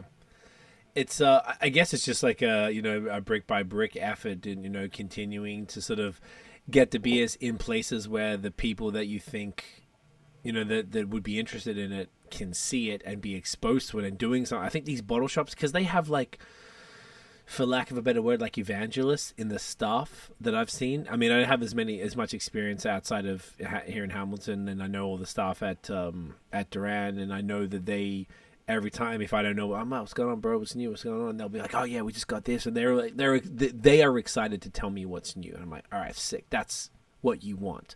I don't know if they do staff tastings, but they probably do because they seem to typically know about things. And I don't know. I feel like it's if you guys were able to sort of go in and continue to do tastings in those different places, and directly reach the consumers, and then also get the buying people on board, then they will become evangelists and stuff like that. And just really, I don't know. I just feel like this needs to be in more people's hands. And I feel like it's dope that you guys are doing the local stuff, and I think it's really this western. What would you call it? It's not southwestern Ontario, is it? Is that where we all are? Yeah. We're southwest Ontario. Okay, yeah. It's fire. It's so killer. There's so much great stuff, and I just feel like I know we're going to keep going with the beers, but I feel like it just needs to once again. You're a pandemic brewery as well, which is such a unique hurdle that you've had to sort of continue to grow through and stuff that sort of maybe stopped a lot of that sort of tourism over the last few years where people would have traveled out, but we're kind of moving into the time where, people are down to cruise about. Now it's just more about awareness and all right, this place is sick. They got good food. They got great beer, beautiful views, it's just a nice drive, even because Nate and I went up to Willowboard earlier in the summer, and it was just a nice ass drive. And even it was a rainy day, but it was just a pretty drive. So the same thing for people that are coming from Toronto, you knew all the times from all these different places, and it's quite reasonable to get out. So it's I do like that Ontario does have a few other options aside from the LCBO, which is a process, whereas getting into the indies a matter of a phone call or an email and just connecting with somebody and doing a tasting or something. But for sure, I'm sure you guys are well aware that folks will be all over this the more people get to try it. Loving it. So should we, I'm looking at the time, should we go nexties? Yeah, I think we should. Let's go with Kiss That Frog, the West Coast. I was really hoping this one was going to be on the roster tonight. I'm really excited to hear you say that. Yes. Aside from the Crispies, West Coast is something that Nathaniel and I have a particular deep affinity for. This is a style that is extraordinarily underrated and under. But we all started drinking these. This is how we got into Hell yeah, it is. IPAs, isn't it? That's Mhm. right. That's right. They're making a And you comeback. mentioned yes, and we couldn't be happier for it. You mentioned so true. earlier that a lot of that a lot of your beer names might have come out of just whatever happened to be playing at the brewery, like on the speakers and whatnot. This one stuck out to me. My wife and her mom are big Peter Gabriel fans. So as soon as I saw this, I sent them a picture of it. I'm like, okay, you're gonna be like you're gonna like this one. You just had some Genesis playing in the background at the brewery, I guess. No, it was absolutely. It was absolutely a Peter Gabriel reference. I had it stuck in my head. It worked. It worked. Like Etcetera is like an Eminem song that I was listening to while I was running around the pond one night. Which one? So that's Etcetera. Well, which song? It was from. Oh gosh, it was from one of his albums. It was like It's cold, etc. what are the song? No, the song's not called Etcetera. It was just a line in the song. It just said, oh gosh, it was a really dope line. I wish I could remember it. But it was basically just like something like it just goes on, etc. And I never heard. I mean, it was just so typically Eminem to rap etc. in a song. Of course. But I just loved the reference to it. And, so it's like that's a consistent thing that you guys are doing as far as keeping the music thing happening. Well, it's just like what's in my headphones all the time when we're like, I mean, naming beers is harder than making beers sometimes. I think coming up with, and then Tara, the brand manager who actually designs all the cans, would probably argue that. She'd probably say that coming up with all the artwork and everything is harder than anything else.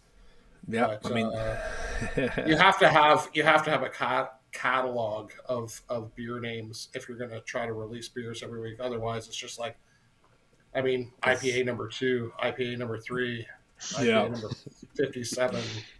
I've seen brewers do that.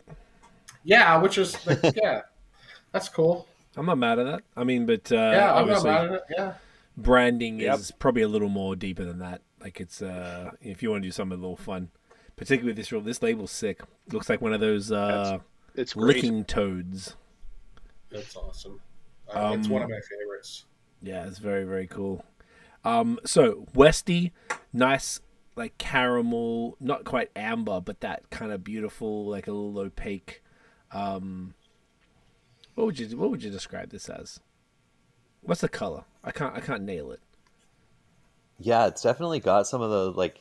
It doesn't have amber? any caramel malt in it, but it does have like a little hint of amber. I think from the Vienna in it, maybe, or Gotcha. Yeah, I'm not quite sure where the color. I'd have called it a rusty orange.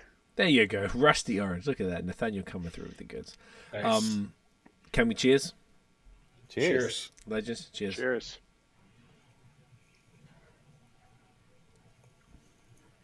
Nice. Oh yeah, okay. So this is 6.5. What are the hops in this one? This is Cascade Simcoe. All right. Nice. I'm digging it, man. This is great. This is okay. So it's got that kind of like it's like a malty nose. It's like a citrusy malty nose. Super huge, creamy. like, yeah. Mango. Yeah. Mm-hmm. Maybe a little like apricot-y. There you go. Stone fruit. The pininess is there, but it's not over the top. So it's earthy and like bit of resinous sweetness going on. Yeah, that's what it is. Mm-hmm. It's great multi vibes as well. So it's like it's super present, which kind of needs to be in West Coast. It needs to have like that real, bready buddy. But balanced, not overly sweet. Like it's sweet, but it's not crazy. but it's also like sometimes, you know, like we were talking about earlier, it's not like tongue ripping, like hoppy vibes. Like it's money, and it's 6.5, so it's a little ballsier too. Yeah, this nails it. This is great. Is this the first West Coast you guys have done, or you been doing this one for a while? Yeah, I made a version of it prior to Aidan. It was this same kind of idea, but Aidan took it and definitely amped it up a little bit. Oh yeah. How does this go out of the brewery? I know we were talking before about the you know, like the hazy IPA and stuff, or the pale ale, I'm sorry. How does the Westie go? Surprisingly well. I think a lot of people are still thinking, when you say IPA, I think that's still what some people expect a little bit, is that style. I mean, Yes. I've told Aidan this story, but I mean, one of my first kind of craft beer experiences was having a headstock from Nickelbrook, Great one. and you know, just classic, right? Yeah. Yep. But, Oh yeah.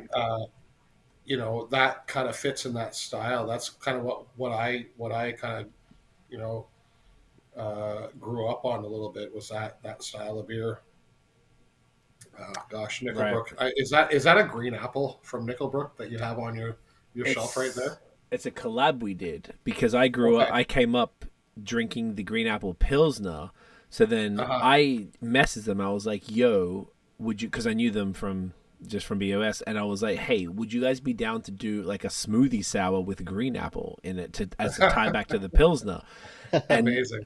they went into the smoothie idea, but then they were like, do you want to redo it, but as like a dessert lager inspired by Rorschach's or Charter lager? So we did a green apple lager with lactose and a bit of spices. So it had apple puree, nutmeg, cinnamon, allspice, and ginger. So it was kind of like a little tweak on that, which was like that, yeah, like that OG classic. And I remember drinking that back in the day, and drinking Headstock and all the Mad Tom. What else is Westie out of Ontario? Bone Shaker. Bone Shaker. Yeah. Exactly. Yeah. Yes, there you go. So like those types of beers, like I feel like all of us, I mean, I was 2011 here in Australia. I was drinking like Little Creatures Pale Ale, which was ripped my tongue off in like 2009 type of thing. But you know, you come in here and you have these other ones. I'm like, whoa, what the fuck is all this? And it's great. These are super formative beers for all of us. You know, which is cool. So this was like would you say like an homage to that? Definitely, yeah. Like the style, for sure. Absolutely. I mean, I think that's a beer that Aidan and I have talked about, that we both loved. And still do, right? So. Yeah, that's dope. Yeah, I brought in a can of Jaipur from yes from over in the UK. It was in the LCBOs Thornbury or Thorn. What's it called? Thornbridge. Thornbridge. There you go. Yes. Yeah, and I picked that up and then brought it into Jeremy, and I was like, "You got to try this." And he was like, "Is this gonna be good?" And I was like, "Yeah, like I really enjoyed this beer." So it was, and then kind of following that was when we brought this brand back. That's sick. That's a good one. Sorry, my dog just ran in. I guess he.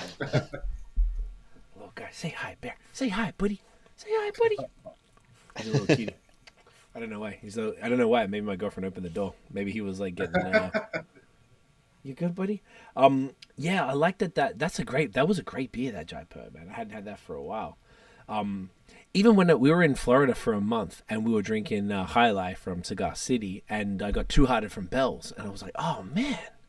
Yeah. They were like my and once again, short cans. I got like 6-packs in short cans, and I never buy more than 1-2 tops of any beer if I can avoid it. And I imagine you guys are probably similar. Yeah. And like just having those Westies, they were just so okay. I'll put you down, buddy.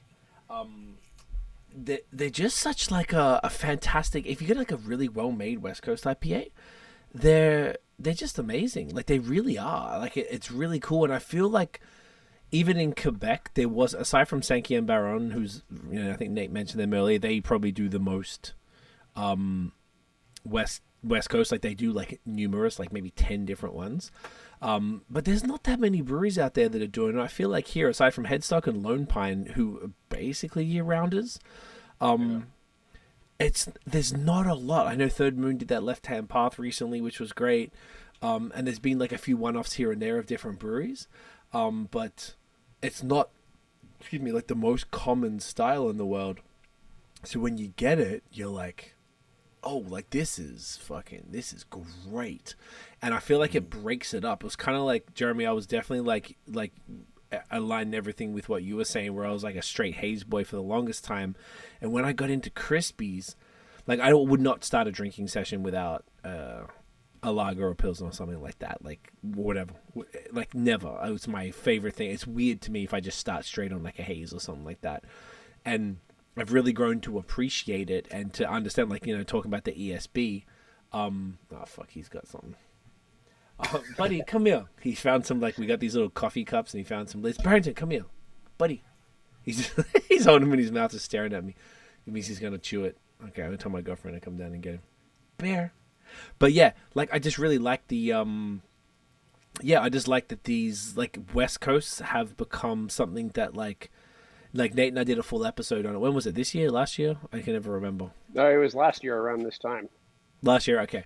And it was just like it's just such a phenomenal style, and there's just not that many choices. So I do love seeing when there's a brewery that's doing Westies, that gives you a different. You've got the classics that are available year round, essentially at the LCBO, but then, you've got a few like one-off that are fun, just like the haze. We get the fun stuff, that all the time, every week. There's multiple New England IPAs that you can grab, but Westies, it's like once every 3 months or something. So it's very cool to see. How often do you guys do this one then? Well, we came out with this version, not this version, but this beer idea back in the spring, and then we just released it a couple of weeks ago. Okay. So, yeah. Last week, maybe, or the previous week. Yeah. Yeah. Okay, so it's like, sorry, just to correct, was this the first time, or this was the? This was the second time. This is the second time releasing this beer, but this is definitely much more Aidan's version of this beer. Okay. Which I'm enjoying a lot. What changed between the first version and this version? I don't know if I don't think I saw the original recipe, but it's just a blend of a touch of Maris Otter just to give it a little bit more body, some two-row, some Vienna. Okay. I think Cara malt as kind of like the dextrin malt, and a touch of wheat in it, and then Cascade at the start of the boil, which like even in the lagers we didn't really talk about the hops, but typically I like to do like low alpha acids, kind of hops starting at around like 30 minutes and go to the end of the boil sort of thing. So adding hops at the start of the boil seemed a little foreign to me.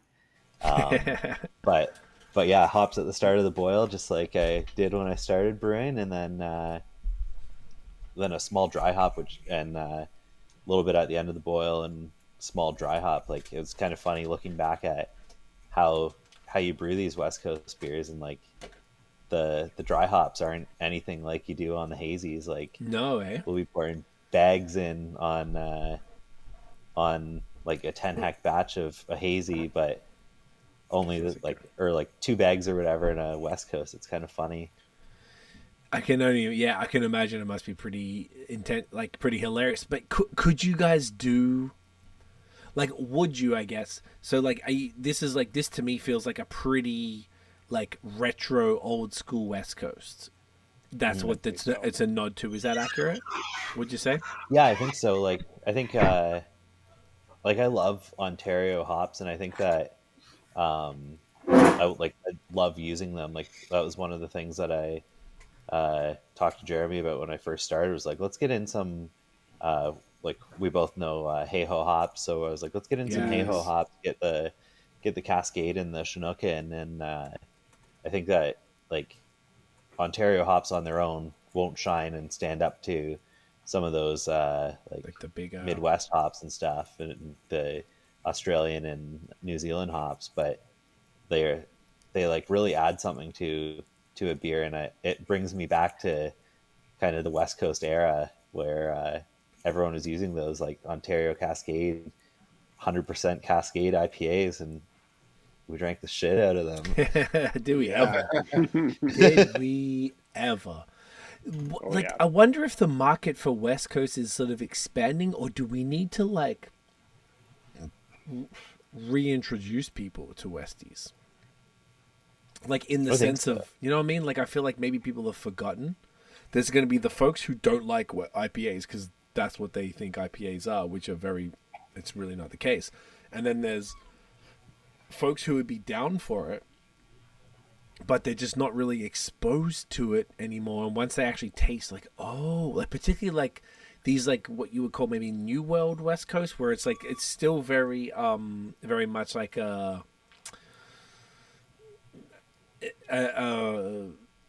the new ones are very much like the old ones, but they're just like, you know, maybe like you said, Aidan, with like some new school hops, like, you know, some Nelson or some Moteca or some shit like that to make it a little juicier and brighter, but it still carries that malty, biscuity, resinous kind of thing, just with a little bit of tropical fruit added as well. Like I feel like it's such a deeper style than it used to be. There was definitely an era where everybody, you just wanted to see how many IBUs you could pump into a beer. Yeah. Yep. I remember those days. Which is challenging to people. Like one of the first IPAs I ever had was like a Red Racer, and I thought, yes, like the first time I had that, it was shocking. It was like the most bitter type of beer I'd ever drank in my life. So, I don't know if it's necessarily the best introductory way to get into craft beer as a West Coast beer. I'm not sure. I don't think That so. was probably- even though that was my way, but I would say probably a lot of people in Ontario have the same experience with Bone Shaker. That was certainly my experience. The first time I had that as well. Jesus, Yeah. what is this? But that was in the IBU era. I would argue was that like Yes. that's when that was around. So that was an extreme beer, and you didn't really complain about extreme beers. You bought that 9% double IPA to punch you in the face and to punch your tongue heavy, and that's what you were there for. But like, it's not introducing anybody to beer. Like West Coast IPAs are a niche, and I think that they are still under. So I feel like there's so many people who would love them, and maybe they're a little more experienced in other styles. I do not think it's for novices. Even for when I was getting into them, it wasn't like the first thing I did. It took a little bit to really, work up to it. And then once you're into it, when this was the only IPA, there was I guess there was this and an English IPA, which are pretty, not super exciting in comparison.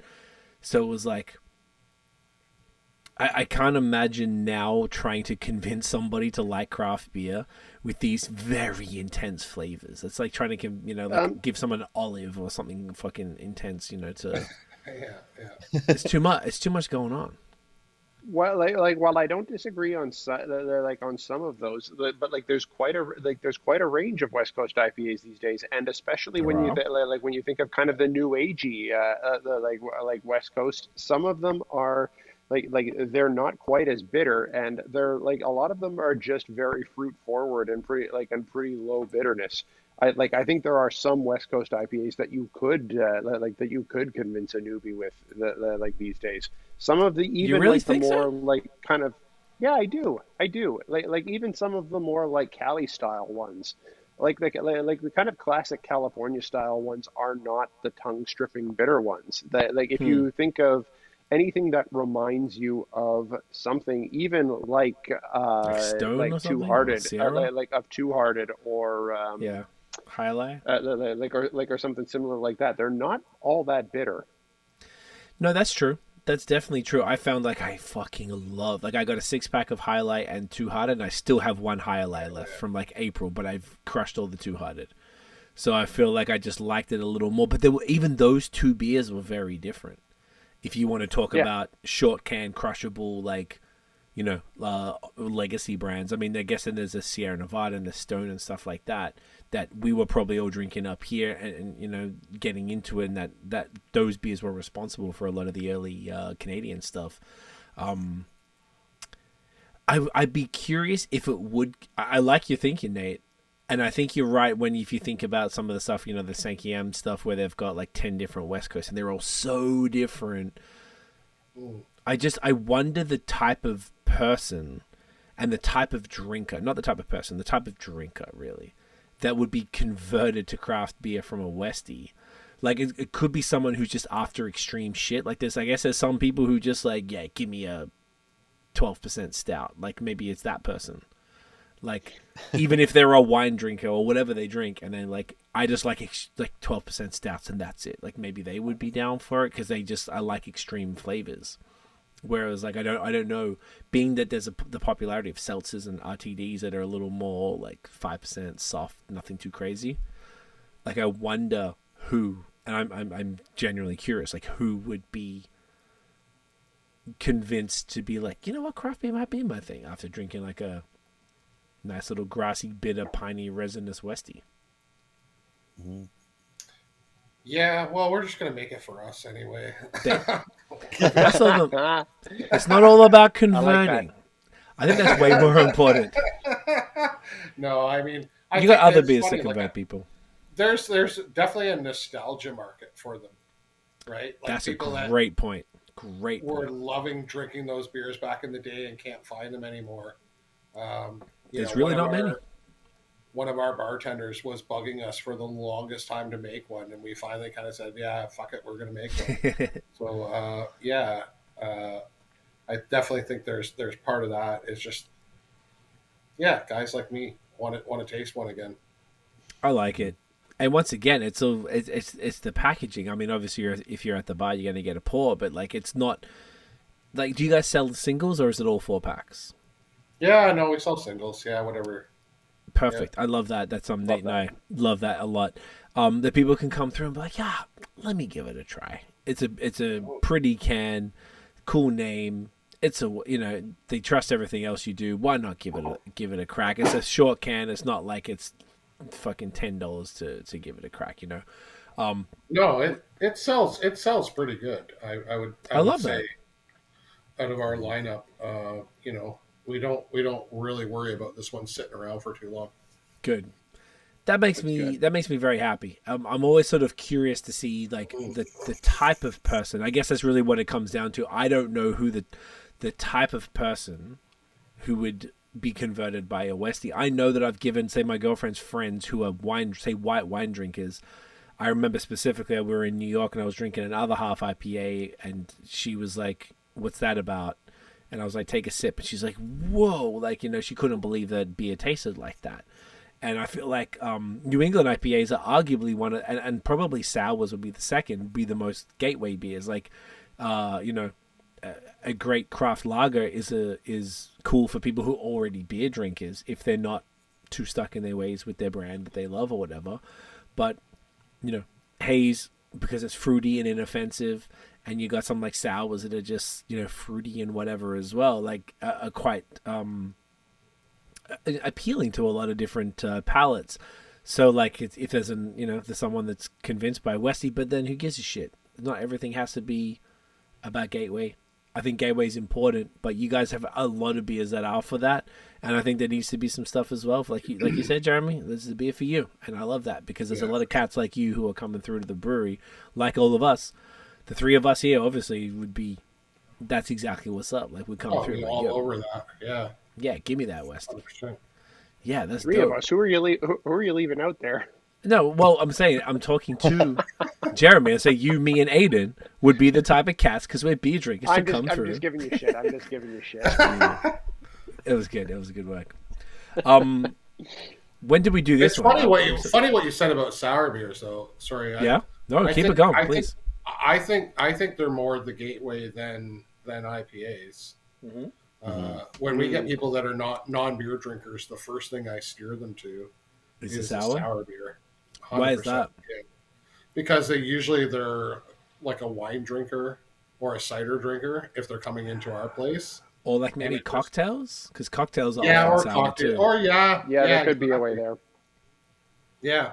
I don't know that they're ever coming back to actual beer, Mm, like or more traditional beer styles, but I can at least get them drinking that style, and drinking something that's in our lineup for sure. that's great. Yep. That makes a lot of sense, though. I feel like sours are like if you really had to like look at the whole spectrum of styles, sours have to be the most like there's the most variables throughout it. Like you got like at the very least it's just the fruit, even if it's just kettle sours with fruit, like nothing Yeah. crazy. Probably the most natural, like probably the most natural convert from a wine drinker or a cocktail drinker. Yeah.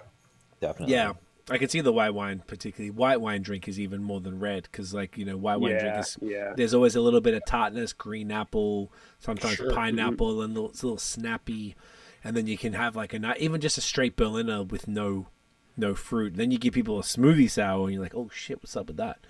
Like, it's interesting the styles that do convert people, Yep. and I guess there's no like one answer to it really, because I guess that there's so many factors. It's where you're at and the individual and like what they're in the mood for that evening and so on and so forth. And if they're feeling open to just trying stuff. Some people go to a brewery, you're not open to try stuff. I'm like, oh, you're probably in the wrong place, my guy. Like, Yeah. yeah. Well, being you guys a destination brewery, like the people that come in there, they're going to drink something, and you've got offerings for people that are out, over and above beer, which I think is so important. I was saying, I don't know if I was telling Nate, I was saying it on an earlier podcast, in the travels I've done this year to the States, the one thing I notice is that most breweries have a significant volume of alternatives.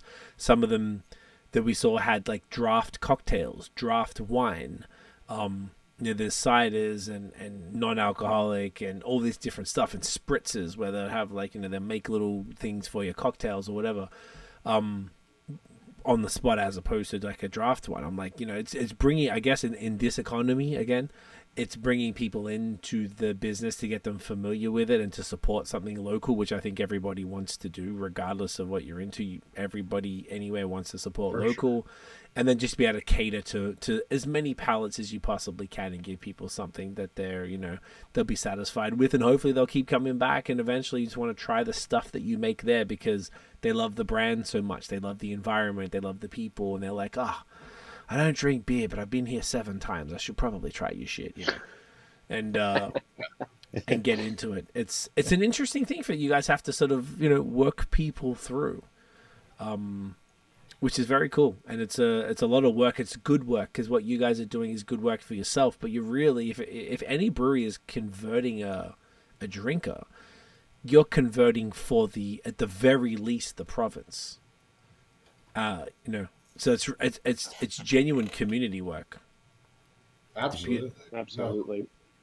It's a lot of stuff. I mean, the best thing I see is we get a table of 10 to 12 people, and it's as diverse as can come, right? Like, you got mom, dad, the kids, the baby, everybody's part of Grandparents, that maybe. table. Yeah. Yeah, absolutely. And we are trying to make sure that everybody's comfortable while they're here and everybody can come back. And they're going to bring, it's the whole idea. They're going to bring their friends or their other extended family, and it just kind of snowballs from there. So Yeah. we are certainly, at the end of the day, as much as we're a brewery, like it's a business. We're here to survive.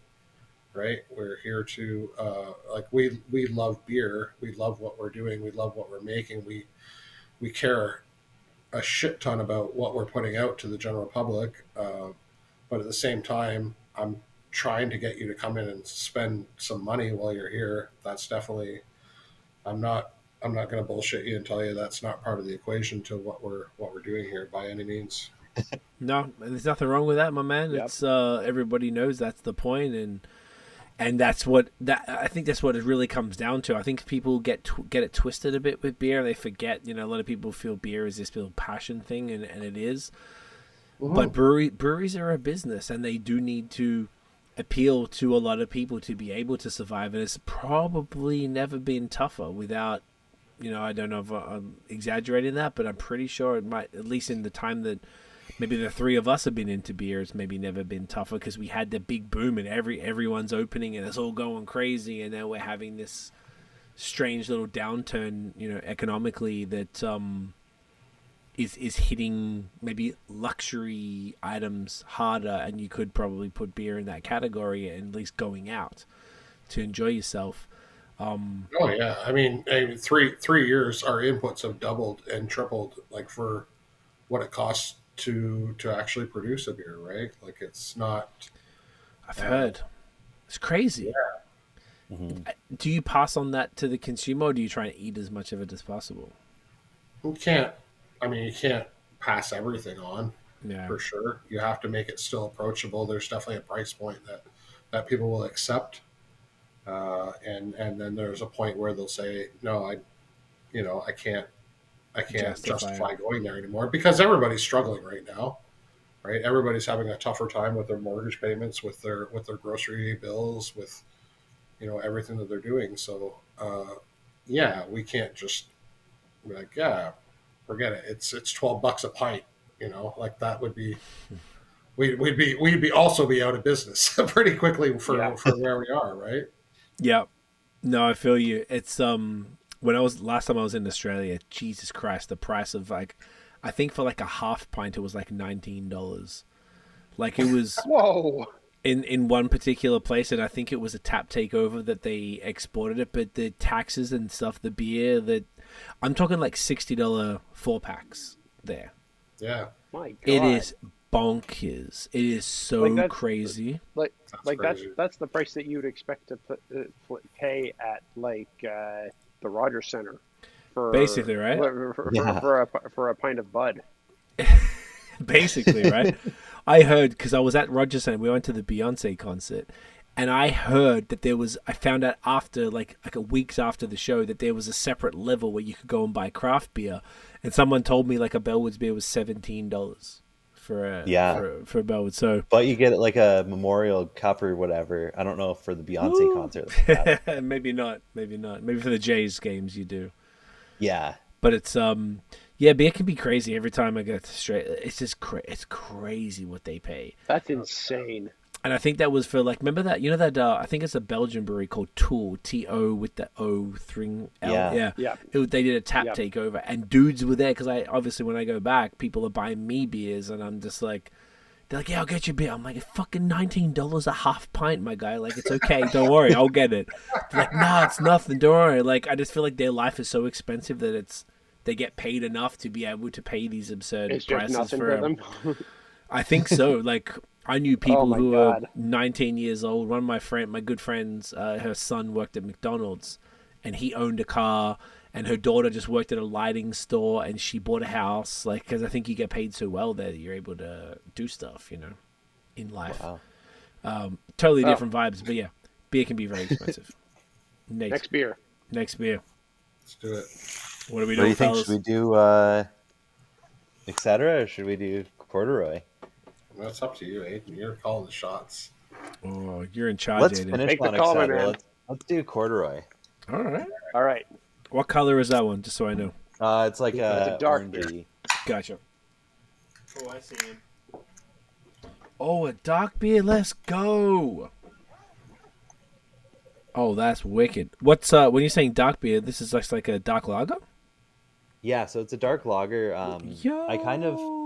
It's the best way to kind of describe this beer is that it's partway between like a Dunkel and a porter. So like my homebrewing started with very like farmhouse beers. So I kind of like to do the beer like BIER as kind of like a nod to just like it's farmhousey. It doesn't quite fit a style. It doesn't really make sense, but it tastes good. I love that. So is this is the lager?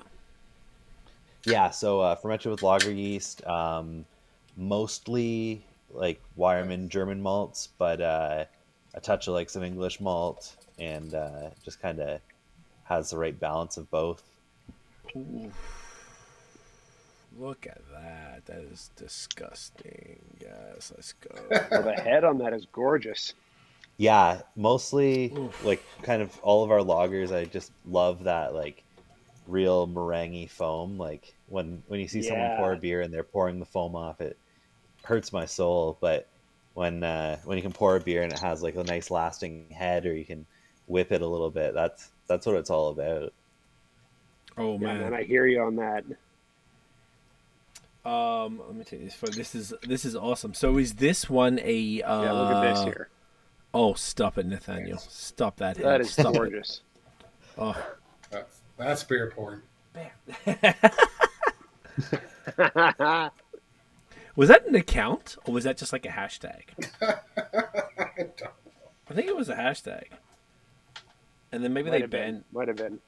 they might have banned it for the naughtiness of that. Barrington. Oi. I let him go and then he started I don't know why he just gets anything he puts in his fucking mouth. Dude, come here. Look at that. Look at this tower of foam right here. Ooh, a tower. Some might. Oh, too soon. It was 9/11 like this week, bro. Oh jeez. Oh my god. You are problematic, Nate. Sorry. Holy shit! It's the 14th. Jesus Christ. Hey, that's you, not me. That's you. Oh, okay. You're the problematic one, not me. Oh Barrington. my god. What are you Dude. doing to me, man? Sorry, dude. I'm calling you out. My guy, why are you busting up the tank? Stop doing that. Oi, Barrington. Dogs, am I right? Dogs are like children. Boys. Barrington, pipe down, bud. Oh yeah, eh? Gentlemen. Cheers. Cheers. Cheers. Cheers, buds. Oh, that is glorious. He stood up and looked at me, so I let him go. And then he went and did bad things. I know, right? Oh, this is great. So this is 4.3. Oh, let's go. So you said halfway between a Dunkel and a Porter. Yeah. Interesting. That is fascinating.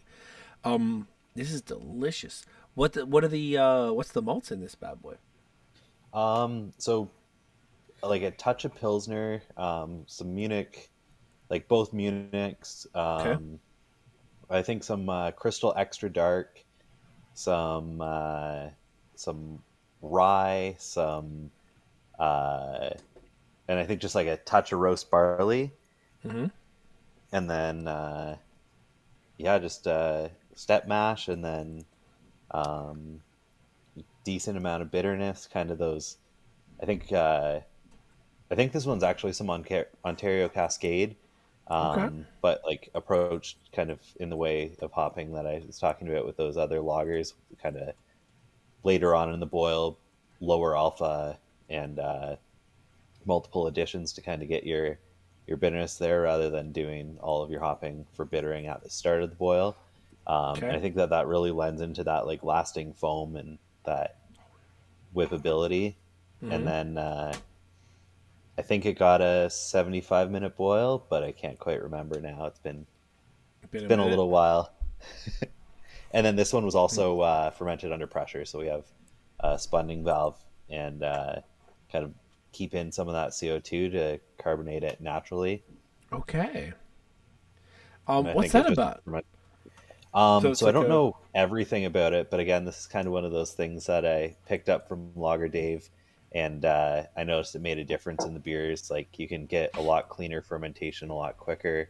I actually saw Escarpment Labs has an article out about kind of all of the joys of fermenting under pressure, but um, yeah, I just find it like if you do a side by side, you will notice a difference. I think like less diacetyl production, okay. so your beers don't take as long to clean up and everything, and also just like the bubbles are softer and tighter, and all around there's just there's no downsides really. What is directly like fermenting under pressure? Is that like what does So that basically, look like? you may have seen like sometimes brewers will post it on their Instagram story or whatever, but you have a little cup that comes off of the side of your tank. So rather than having like a hose to a bucket like you generally see, Hmm. so you'll have it kind of open to the bucket until fermentation starts to slow down, and then you'll close the tank. And by doing that, you'll basically redirect the CO2 to a pressure relief valve that you can set, and then it Hmm. will vent off into a little container of water or sanitizer, and you can determine how much CO2 you keep in the tank. It sounds like a mocha pot. Like, are you guys into coffee? I am, but I'm not familiar with that. Not that into coffee. No, Nate, you know what I'm talking about? Does anyone know what I'm talking about? No. I know what you're talking about. Yeah, like the little like hexagonal Italian thing, and like they've Oh. got this Like the little stovetop job. the stovetop. I've been rocking them. Yeah, It's like yeah. it's like the closest thing to an espresso without getting an espresso machine, and they have a full like a pressure valve in it so that it doesn't explode. So it's like it reminds Right. me of that where you're sort of like actually boiling it under pressure, and like if something goes wrong, there's like a little valve in that bad boy so that shit Yeah, doesn't go wrong. Okay, interesting. Okay, dude, this yeah. So is it just bubbles off. It's sweet. right. Legit, this is so good. This is insane. Yeah, like you guys have really got something going. I mean, look, obviously everything tonight has been exceptional, bar none, legitimately, and this is fucking crazy. This is so good. It's like it's such an interesting mix of stuff. So like, is it the idea? I guess was just to kind of make some sort of blend of the styles, or was it and just sort of like fuck with it and be like, how about we add this much more, blah blah blah. And you're like, it's kind of in between a porter and so like, what was the thinking? It was just kind of like you look at like the Dunkels, and I love them, but I want a little bit more like a little bit more roast, and I want kind of a touch more dryness, where they kind of can have some like sweetness to it, and then just kind of thinking about that, and honestly like taking a little bit of influence from Matron's Muff. Like I love that beer, Oh, that's a and great. it's been a while since I gave that a taste, but I can see um, that. I can see the like influence there. I could absolutely see yeah. that. That's a great beer. Okay. I feel like this is just further, and Nate, I imagine you'll agree here. This is just further cementing the you guys are not. You guys are like, this is 5 from 5. This is a very very strong hit rate right here. Like no bullshit, no smoke up your ass. Like we don't have to. Like this is fucking killer. And you guys are able to do everything at like at such a great level, like such a fantastic level of quality. Now this is probably the first like dark beer. I mean, I know we had the ESB, which and then a little maybe deeper again the Westie and the haze, and then the Festbier and stuff. Like this is really showcasing you guys' the range that you're able to do. Like, is this an Oktoberfest thing, or is this like a No, this one was kind of like a right before. So this one we released last week, and okay? it's just like we just wanted kind of that perfect fall beer, like something you put a hoodie on and sit outside by a fire, or Let's go. maybe put it in your mug Yeah, and go man. for a walk through the woods or something in a couple weeks. Take the dog for a walk at midnight and pour Oh, one of Yeah, these. exactly. Yeah, I mean this is like a great. Yeah, this is like a cool addition to the rest of the lineup of the fall beers, from what it feels like. Yeah, this one, like the ESB, for me, is all in the subtleties. Um, like the flavors are so delicate, and it just comes together so beautifully. It's it's light, it's very roasty, but it's got a complex flavor profile. Like I'm definitely getting something chocolatey. There's something that's giving me Coffee. like kind of espresso vibes about Yeah. it. Yeah. There's definitely an espresso vibe to it, which is really speaking to me, and I know is going to speak to C as well. For sure. And there's just a touch of sweetness, but the finish is super super dry. And it's got such a lovely fluffy carbonation to it that like man, this is just lovely. This is just Thank you. I lovely. appreciate that. That's a good way to explain it. Fluffy carbonation and just fucking lovely. It's very impressive, boys. Like honestly, once again, it's kind of all making me more mad that I haven't been exploring your stuff earlier. Like it's, I'm deeply, deeply impressed. This is super cool, and this is a. Excuse me if I guess because I've actually, if you look to my left here, I have 4 empty glasses, so I'm actually going through everything tonight, which hasn't happened in a while. It's very like crushing everything. This is the second time I think you said you did this beer. This is the first time that we've done The it. first time ever. Okay, I'm I sorry. brewed something similar at a previous brewery once, but yeah, it was a different recipe. It was kind of Tweaked it a inspired bit. by that. Yeah. Okay. And how's the response? I mean, this, like you said, I think you said this came out a week or so ago. Like, how has people responded to a beer like this? Do you guys do a lot of dark beers, I guess, is the secondary question now? We typically have We always one have in one. lineup. Yeah. Yeah. Dark beer is another one of those. There's definitely a niche kind of population that's looking for a dark beer all the time. So Yeah. we tend to have a style, one in that style. Okay. What would you This, do? Like this one, we've definitely stouts, done. We've done. porters? Well, we started out like one of the first beers that we had in our lineup was a chocolate milk stout. You know, Nice. very much an homage to Wellington's chocolate milk stout at that time, right? It was a lactose inspired Gang. kind of stout, right? We've kind of gone from that. We've tried some porters a little bit lighter, so we can drink them all year round. The coffee porter, the chocolate stouts. We've done different versions of every one of them, but I really like this version that Aidan came up with. Actually, I'm enjoying it a lot. I can see why, my man. This is fantastic. Like I'm such a big fan of dark beers. I tend to like to like kind of finish up either on a sour or a dark beer. You know, drink some Crispies and then drink some haze and IPAs and different, you know, whether it's Westies or whatever, and then wrap up on like a sour or a dark beer. My favorite is a short can dark beer, and I really feel low ABV dark beer, by the way. And this is, I'm sorry, what was this? 4.3. I mean, this is like the type of thing that it'd be like, oh, cool. I've had my other stuff for the night. I've tapped out on those flavor profiles. I want something different to just like bring it home, because this maybe replaces getting a little drunk and then having some chocolate or something that probably, you know, would be better off not having. And this scratches that itch because it's sweet enough, yet bitter enough where it's this is the type of thing I really feel like is that should be in every fridge. Like I would like this type of thing in my fridge at all pints. It This is, is it is sweet up front, but it still finishes so dry that dry. like it barely feels like you're having anything. That's Yeah. the beauty of it, though, right? Like it probably hits Yeah. that, scratches that sweet tooth, whilst not, you know, you don't need to have a piece of chocolate with this because then it'll shut you the fuck up because you're like, all right, I'm good. I don't need to actually go and do that. I'm good. This gives you enough sweetness whilst giving you that sort of bitterness and that dryness to make you continue to sip it.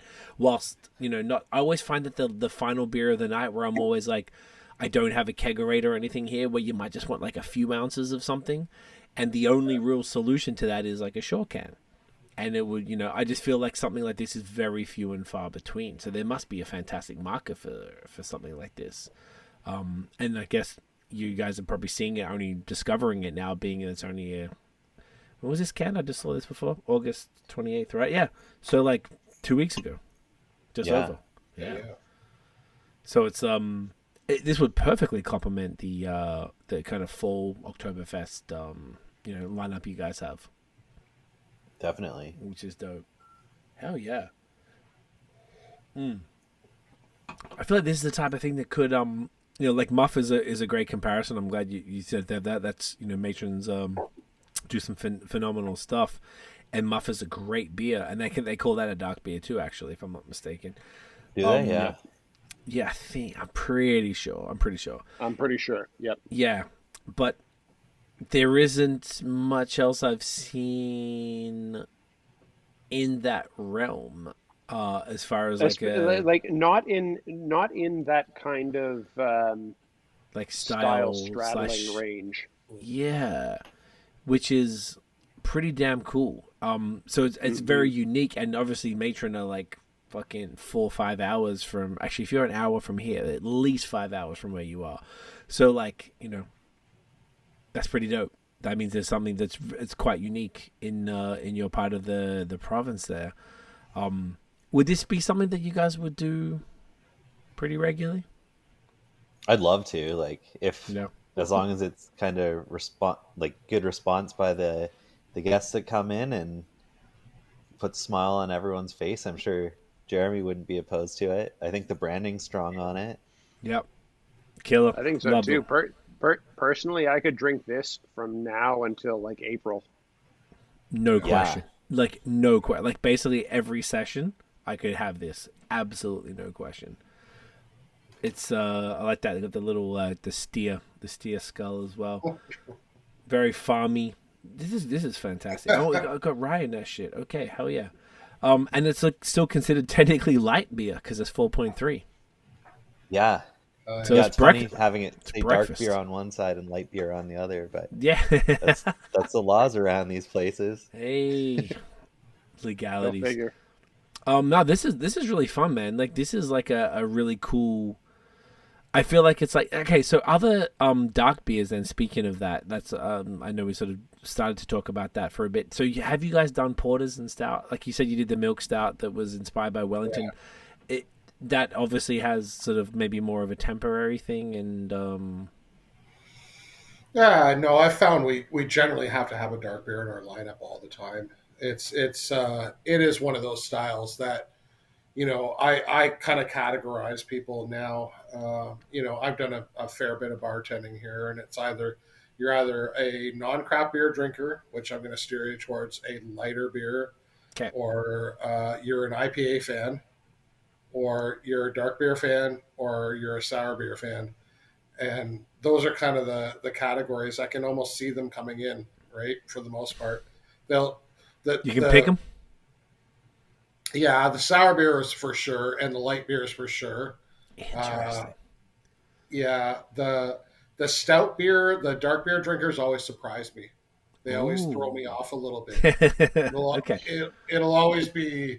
it'll be the young lady comes in and I instantly say, I'm looking at her thinking, I'm going to pour a sour beer for you. And then she's like, no, I'm a stout drinker. So that's me, stereotyping and not doing a great job of it. But anyway, that's kind of how it works. But for sure, there's definitely a market for those dark beers that people that love them, they will drink them. I mean, I'm kind of the type, I'll drink them seasonally, but there's enough dark beer drinkers that don't believe in dark beer season.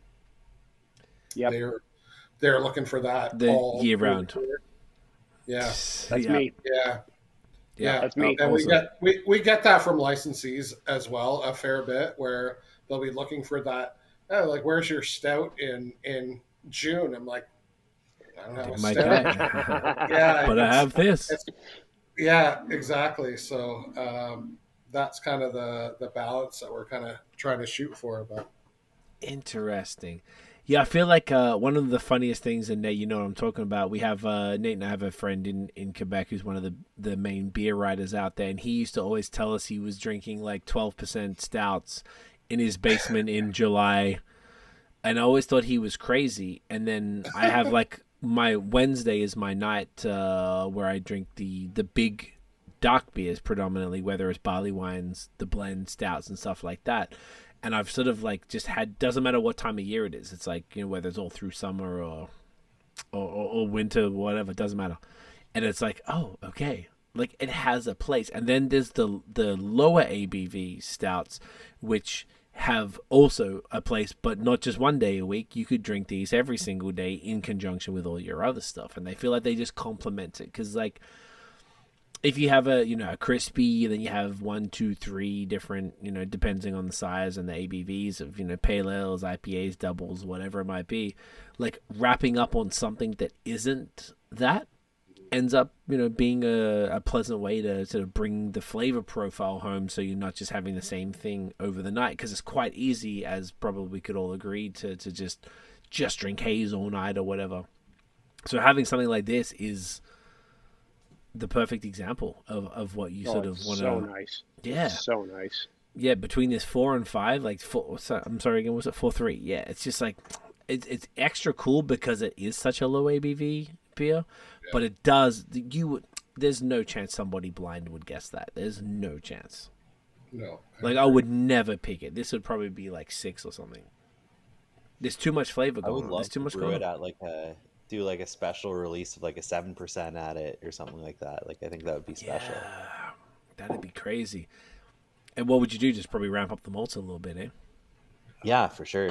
Or do like 2 brews of it and like kind of mash twice into one kettle, boil in between. Let's go. I would fucking love that. Yeah, man. I I would feel like fucking love that. like that's a pretty good spot too. Like that 7%, just like a dark beer. I mean, what would that be? Would that be a lager at that point, or would that be maybe more of a porter or something? Like Probably It's still like call it a whatever. dark beer, a strong dark Yeah. beer or something. strong dark beer. Yeah. These beer styles. Strong you don't dark have to- beer, imperial porter. Okay, let's be talking double corduroy in like in a couple There of you months' go. time. I'm like I want that beer. Yeah, Double we really corduroy. should name it Cord, and then that can be Corduroy, like the full name. Ooh. Yeah, there you go. There's got to be something you can do there. That's There's something there for sure. yeah, man. I feel like that's like a unique. It's like maybe not everybody is into it, but the people who are into it, fuck, they're into it. Like they're like about that. Yeah, they're like a Yeah. little more passionate. It's interesting when it comes to styles. Maybe West Coast is one of those styles as well, where like if people are really into it, then god damn it, they're into it. And Big time. Big yeah. time. And it's cool. It makes it kind of fun because there's like a passion, and the people who buy it, they'll probably get a bunch of it too. They probably won't just get one can. Just let me see what that's about. No, let me get 6. Let me get 12 of that, like whatever. Particularly because they're shorties and you can just crush them so easily. And this is probably one of those things. Like it's just sort of like when people understand. I feel like they just like these are almost one of the most underrated styles. Like it's so damn good. And because it's maybe a little more like vague, I don't know, because like dark beer, what does dark beer mean? Because it is a lager and it is like a dark lager, and you could probably, like you said, you know what I mean?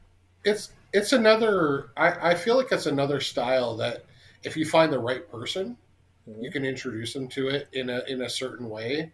We get people coming into the brewery again, not really knowing what type of beer styles they like, and we ask them like, what do you drink on a daily basis?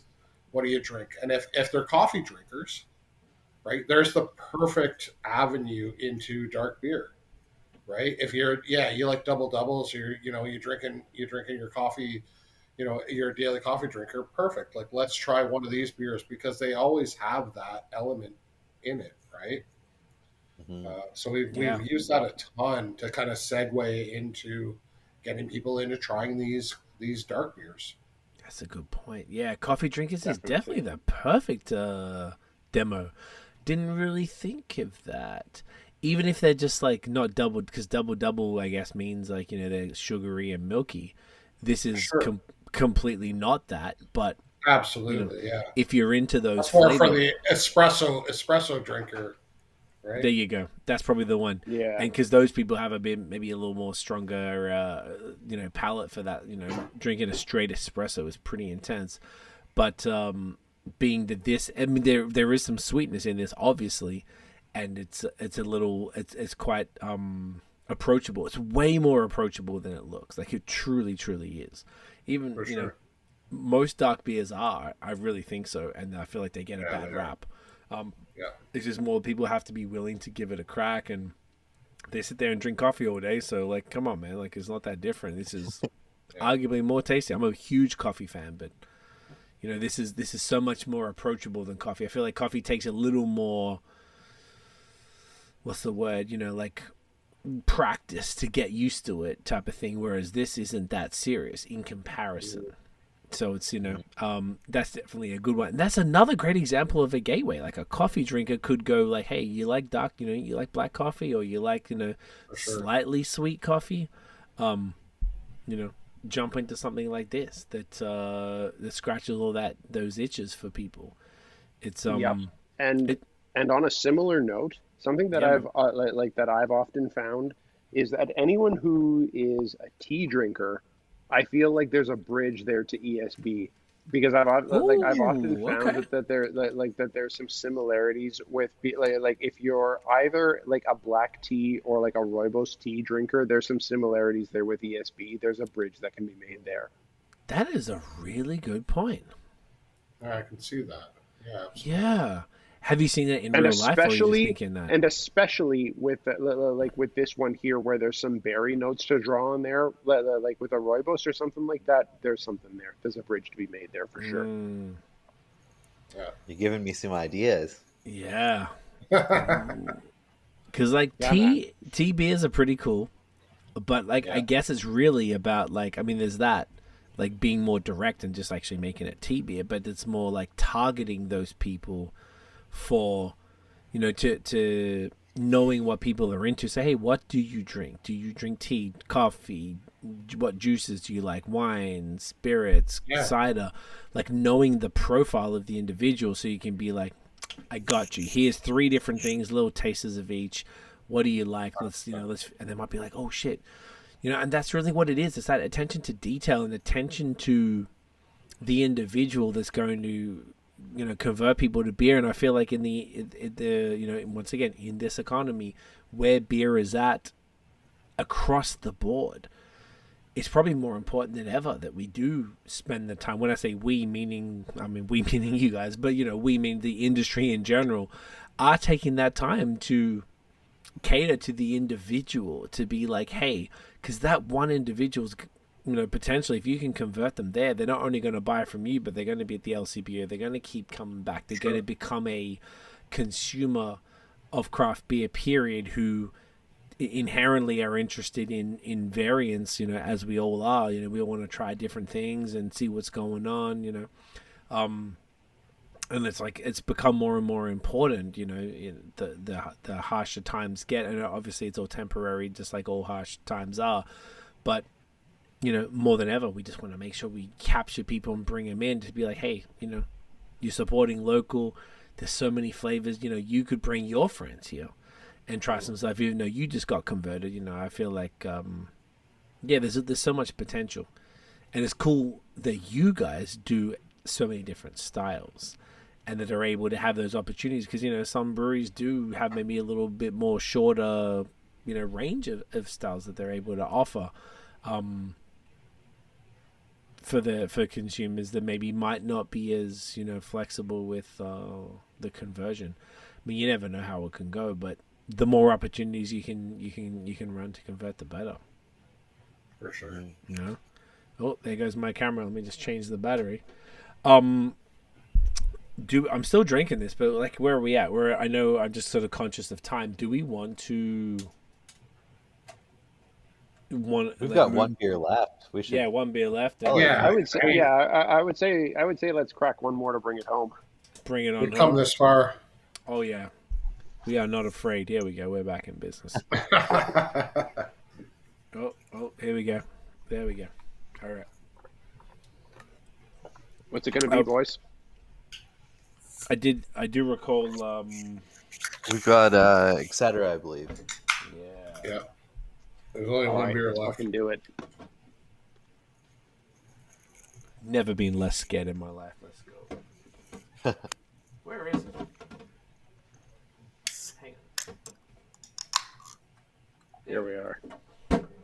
got him. Boom. Hey, buddy. Hang on, let me tap on that. There we go. Now, this one. Wicked looking can. Very tropical. 7%. What do we have going on here? So this one is Citra, Mosaic, and Galaxy. Dang. Wonderful combination. Is this the original like lineup of hops on that one? It would be the original, non-original, back to original again. Yeah, That's why I was asking.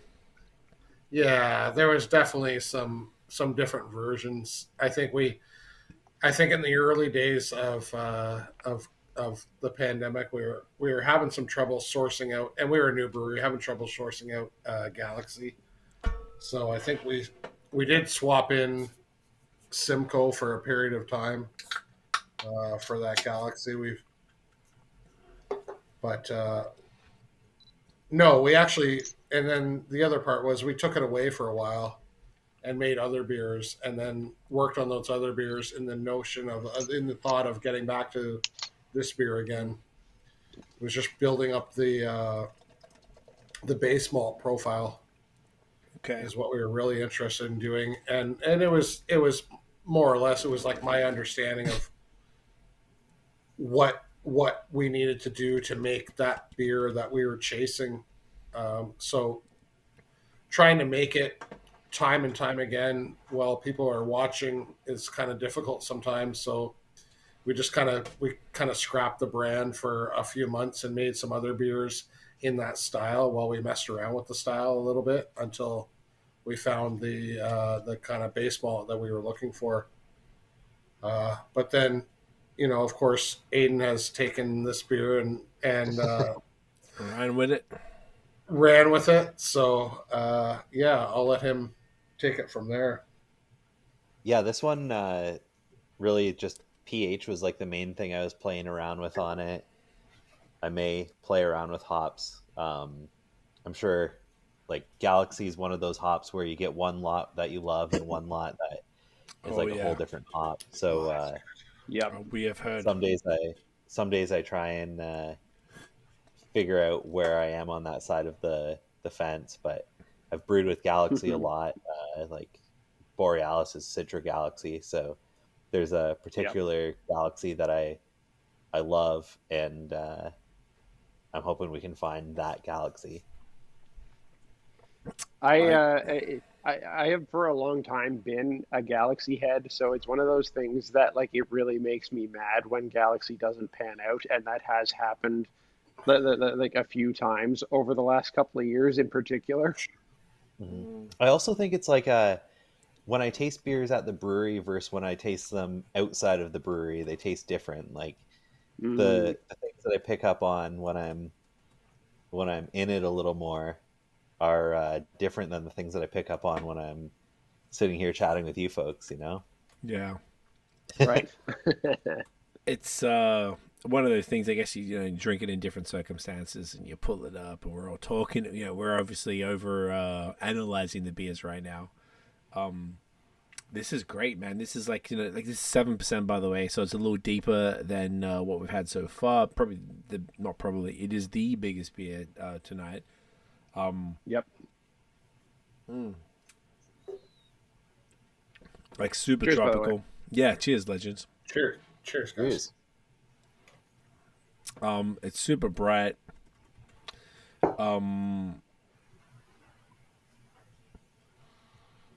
It's a little dank, like citrusy. Yep. Whoops. Yep, got a definitely got a bit more heft to it, a bit more residual sweetness at the end. Yeah. There's a bit, there's a bit of grapefruit pith in there. Mm-hmm.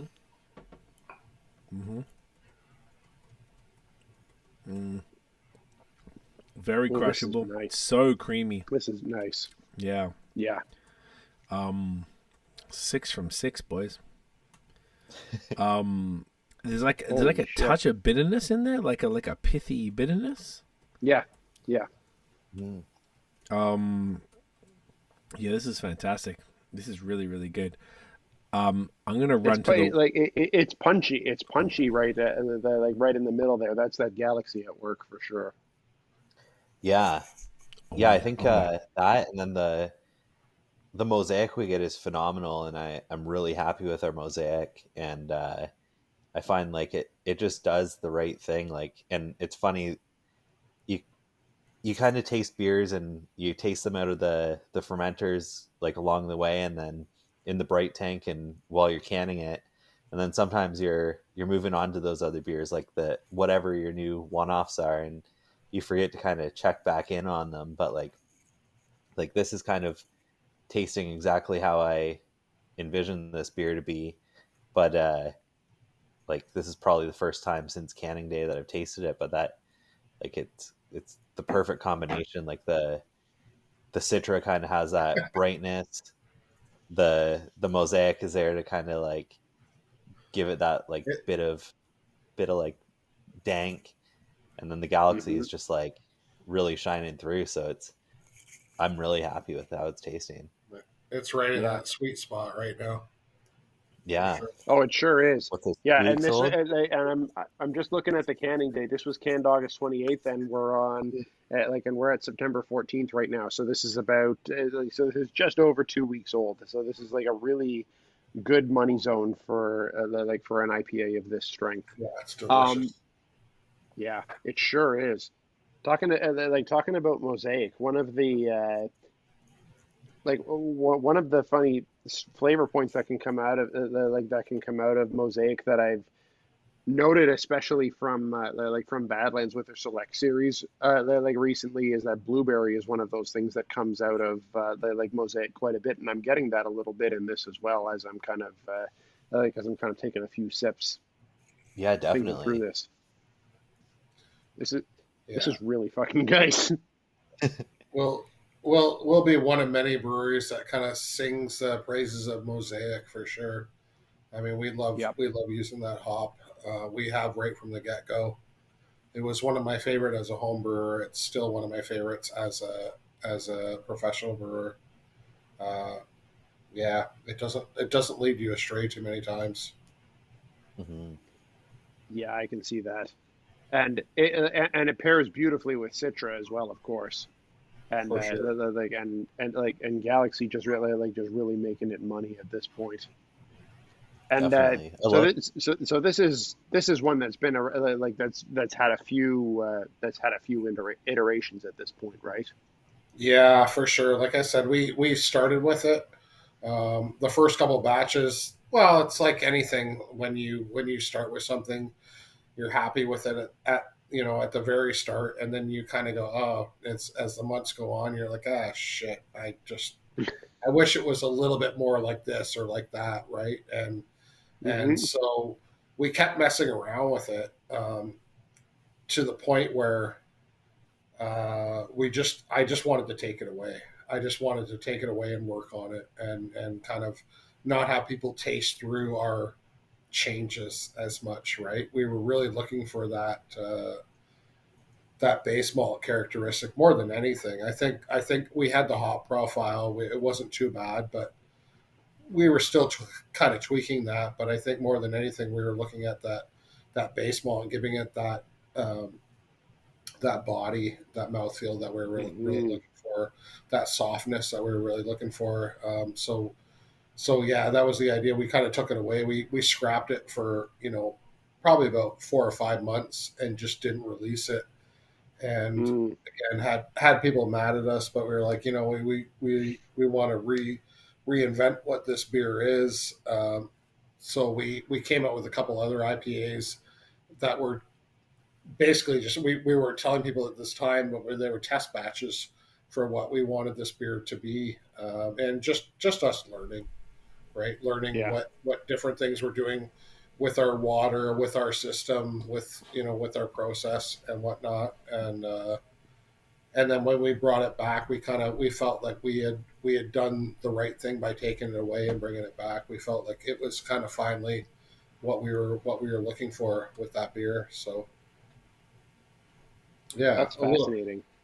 A little bit of I love went I into it.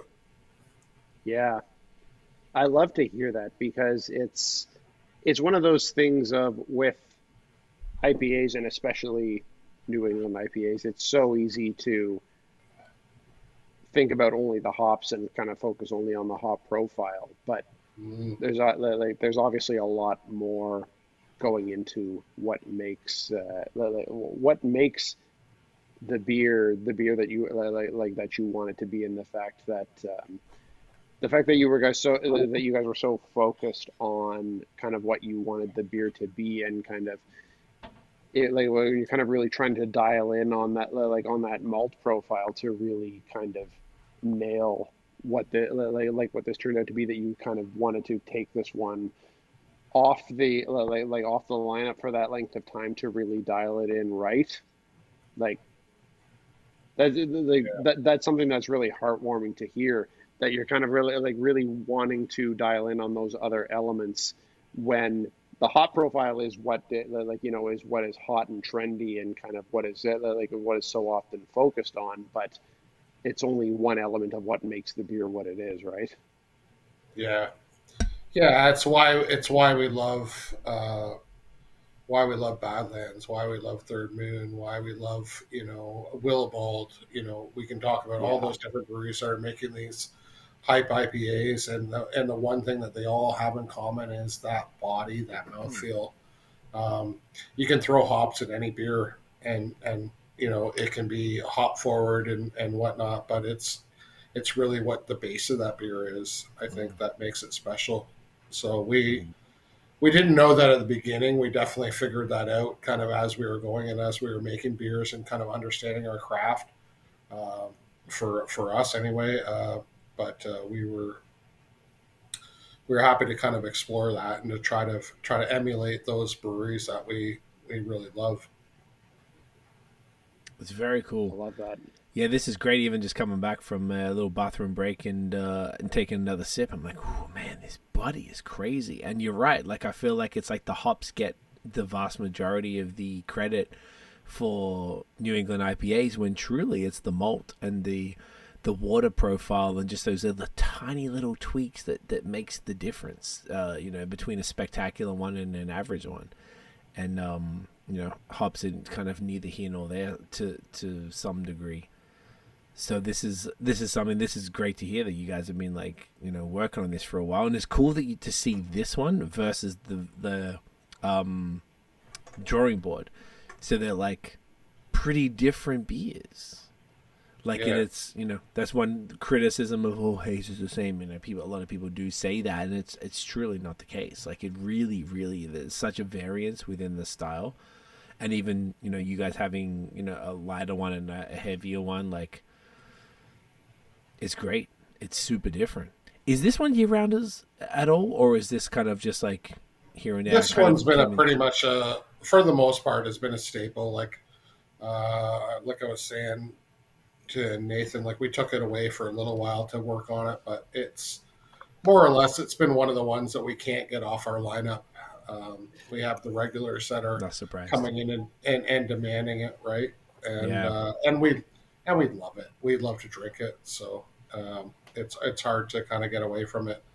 That's not to say that we won't, come up with a different one in that style that will take the place of it at some point. But that one has definitely been a pretty regular one for us. that's awesome, man. It's this is really good, man. I mean, I know there's like 6 beers we've done now, and would you guys feel that this is a pretty fair representation of what Flux is about? Like, if people are watching this podcast and hearing about you guys for the first time and learning about the beers, would you say that what we've done tonight is a relatively, what people could expect? Yeah, I would. I think the biggest thing for us is trying to have something across many styles and making sure that they're all of really great quality.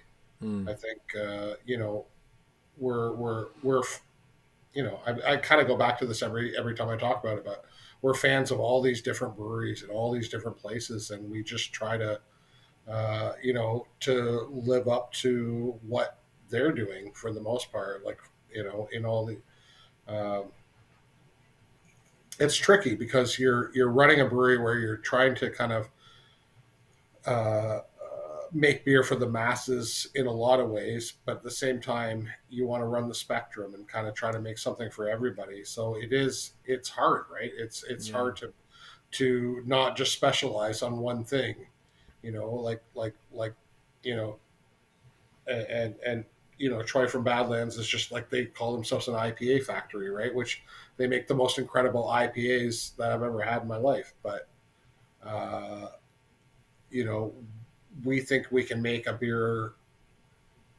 similar to that. We also think we can make a dark beer, uh, you know, as good as anybody can make it. So it's definitely, yeah, we're trying to cover all our bases for sure. I get it, man. And look, the more that you both are talking, I understand the type of like drinkers you are, and I really feel like we're quite similar in that way. And I see where you're coming from as a drinker, and then I see what you're doing with the brewery, and I like, honestly, like, once again, like, I know Nate, when he's back, will echo, it's just like no bullshit, like, this is fantastic. I really feel like you've been able to capture the essence of a lot of these styles. And you're talking to, like, we're all the same kind of cats, the four of us, like, we're beer nerds, and like, there's different, but these would also apply to the not super beer nerds. And I love breweries that can do that. They can kind of like, move between it. You can make killer haze, and you can make like a fantastic dark beer that works for us, but then it's going to work for maybe someone who, like you said, the unpredictable young lady who comes in like, yeah, I need to drink stouts. You're like, oh shit, okay, cool. It's great, man. It's great that you guys are inspired by some of the best in the province, and truly we're in a phenomenal place for craft beer. And I say that as someone who this year I've traveled more than I have in the last 3 years, and every time I leave, I'm just like, fucking hell, we have it good at home. We really, really Sure have do. it good at home. Like, We sure do. 100%. and we need to be proud of that, and you guys are part of that equation too now. Now, I was just telling I went for a piss before, and I told my girlfriend, I'm like, I've had 5 fucking beers and I crushed them all. I'm like, I'm gonna be pretty lit tonight, but these are exceptional. And she's like, okay. Oh, I said, we have to go. She's like, okay, cool. Like literally just walking up to go to the bathroom and coming back.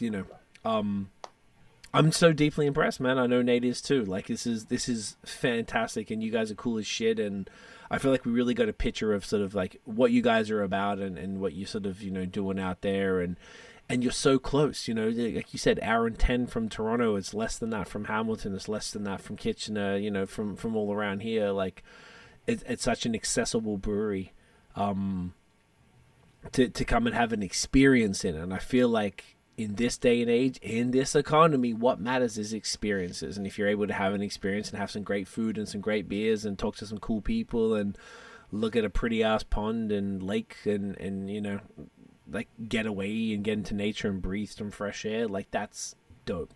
That's fun, and that's a part of kind of what people who are into this type of stuff like to do. And you guys should be on everybody's list for people who are just looking for something to do. But look, I bet coming into fall, and I can speak for Nate on this one as well, we are big into fall, big into leaf peeping. I love fucking seeing pretty ass leaves. How's the leaf? What's that situation out that way? Is it a The leaf peeping is on fire out here in the fall. Oh my god! You have go. This, oh no! Talk to me, Jeremy. You have Preach. vistas here. Never mind. It's the best. The best. It's in, the best. The best in southern. There we southern are. Ontario. Oh, you've already. I'm gonna tell my bro. The leaf peeping is everything. So You're speaking to us here. Yeah. Honestly, like, fall is the best fucking time of year. I know, like, it's nice to wear shorts and a t-shirt, but god damn, it's nice to wear a nice little hoodie and some fresh pants, and like come through and drink that dark beer, or drink this Etcetera, and look at that fucking pond and have a pretzel and just vibe and look at them pretty ass leaves. Let's go. Yeah, that's what I'm talking about. I mean, yeah, man. You guys That's where we live. Yeah. That's what we're all about, truly. Like I feel like it's one of the coolest things about living in this part of the world, if I'm honest. Like that's one thing, like if you're somewhere else that doesn't have this sort of change of seasons, whilst the winter is not the funnest thing in the world, the fall is so dope, and to be able to sort of see that change of season, and particularly if you can get, you know, the time that this episode is coming out is peak leaf peeping, pre-peak leaf peeping, if I'm honest, because this is going to be 2 weeks time from now. You know, definitely worth coming through. And yeah, I want to see you guys in more of these independent bottle shops. I want to see you guys in this conversation a lot more with you know, with the type of cats, you know, the type of person that you are, Jeremy, specifically the type of, you know, drinker that you are. I feel like you know, that's the type of person that would very much enjoy everything we've had tonight, and I can wholeheartedly say that.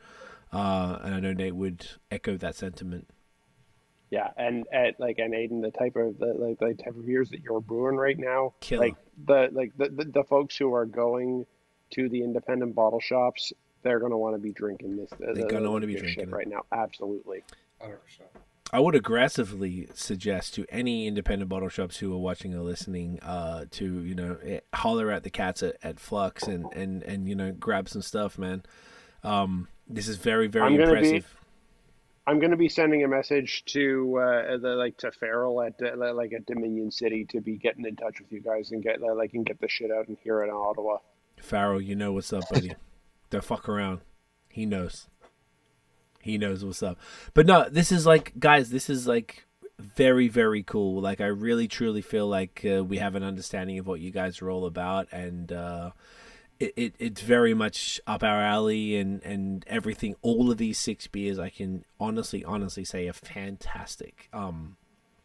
This is great. I really appreciate you both. This has been really, really cool. I'm just looking at the time. I know that we're keeping you way past your bedtime, Jeremy, and I apologize sincerely, my man. I am very conscious of that, but we're just having such a great conversation, and these beers are so good that you know, we kept it going. But guys, thank you very much, both of you, for your time. This was, excuse me, like just really great, and it was a pleasure to get to know both of you and to get to know the brewery and, you know, what you're all about. And I can truly say I'm a fan. This is fantastic. Thank you, gentlemen. We're looking forward to hosting you here at any point when you can get down our way. So you're most welcome. Happening. It's happening. Yeah, thank you so much. It will happen because as you know, Craig's in Hamilton and my parents live in Burlington, and I'm there I'm there very often, and almost every time I end up coming to see my parents, Craig and I meet up to do some sort of beer trip crawl. So you guys will be on our list very soon. Yeah, we'll keep you posted. What we're going to do is take the screenshot. I'm going to take a little screenshot of all of us. If you want to hold up some cans. Oh, now the question is which ones to hold up. Oh shit. Okay. Yes, which ones to grab? Let's see if we're. Oh, okay. I wonder if we're all. Oh, Nate's got the double hand. Oh yeah. Oh yeah. Look at you.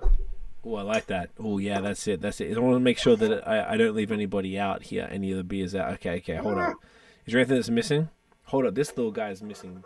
My little boy over here. My little ESB. Let me get that. What else is missing? We got some frogs.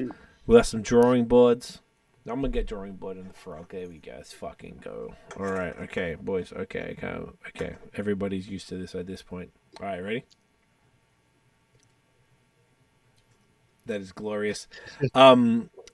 Guys, stick around to the end of after this. We'll finish off air. But Aidan, Jeremy, thank you both very, very much for hanging out tonight. This was a genuine pleasure for everybody.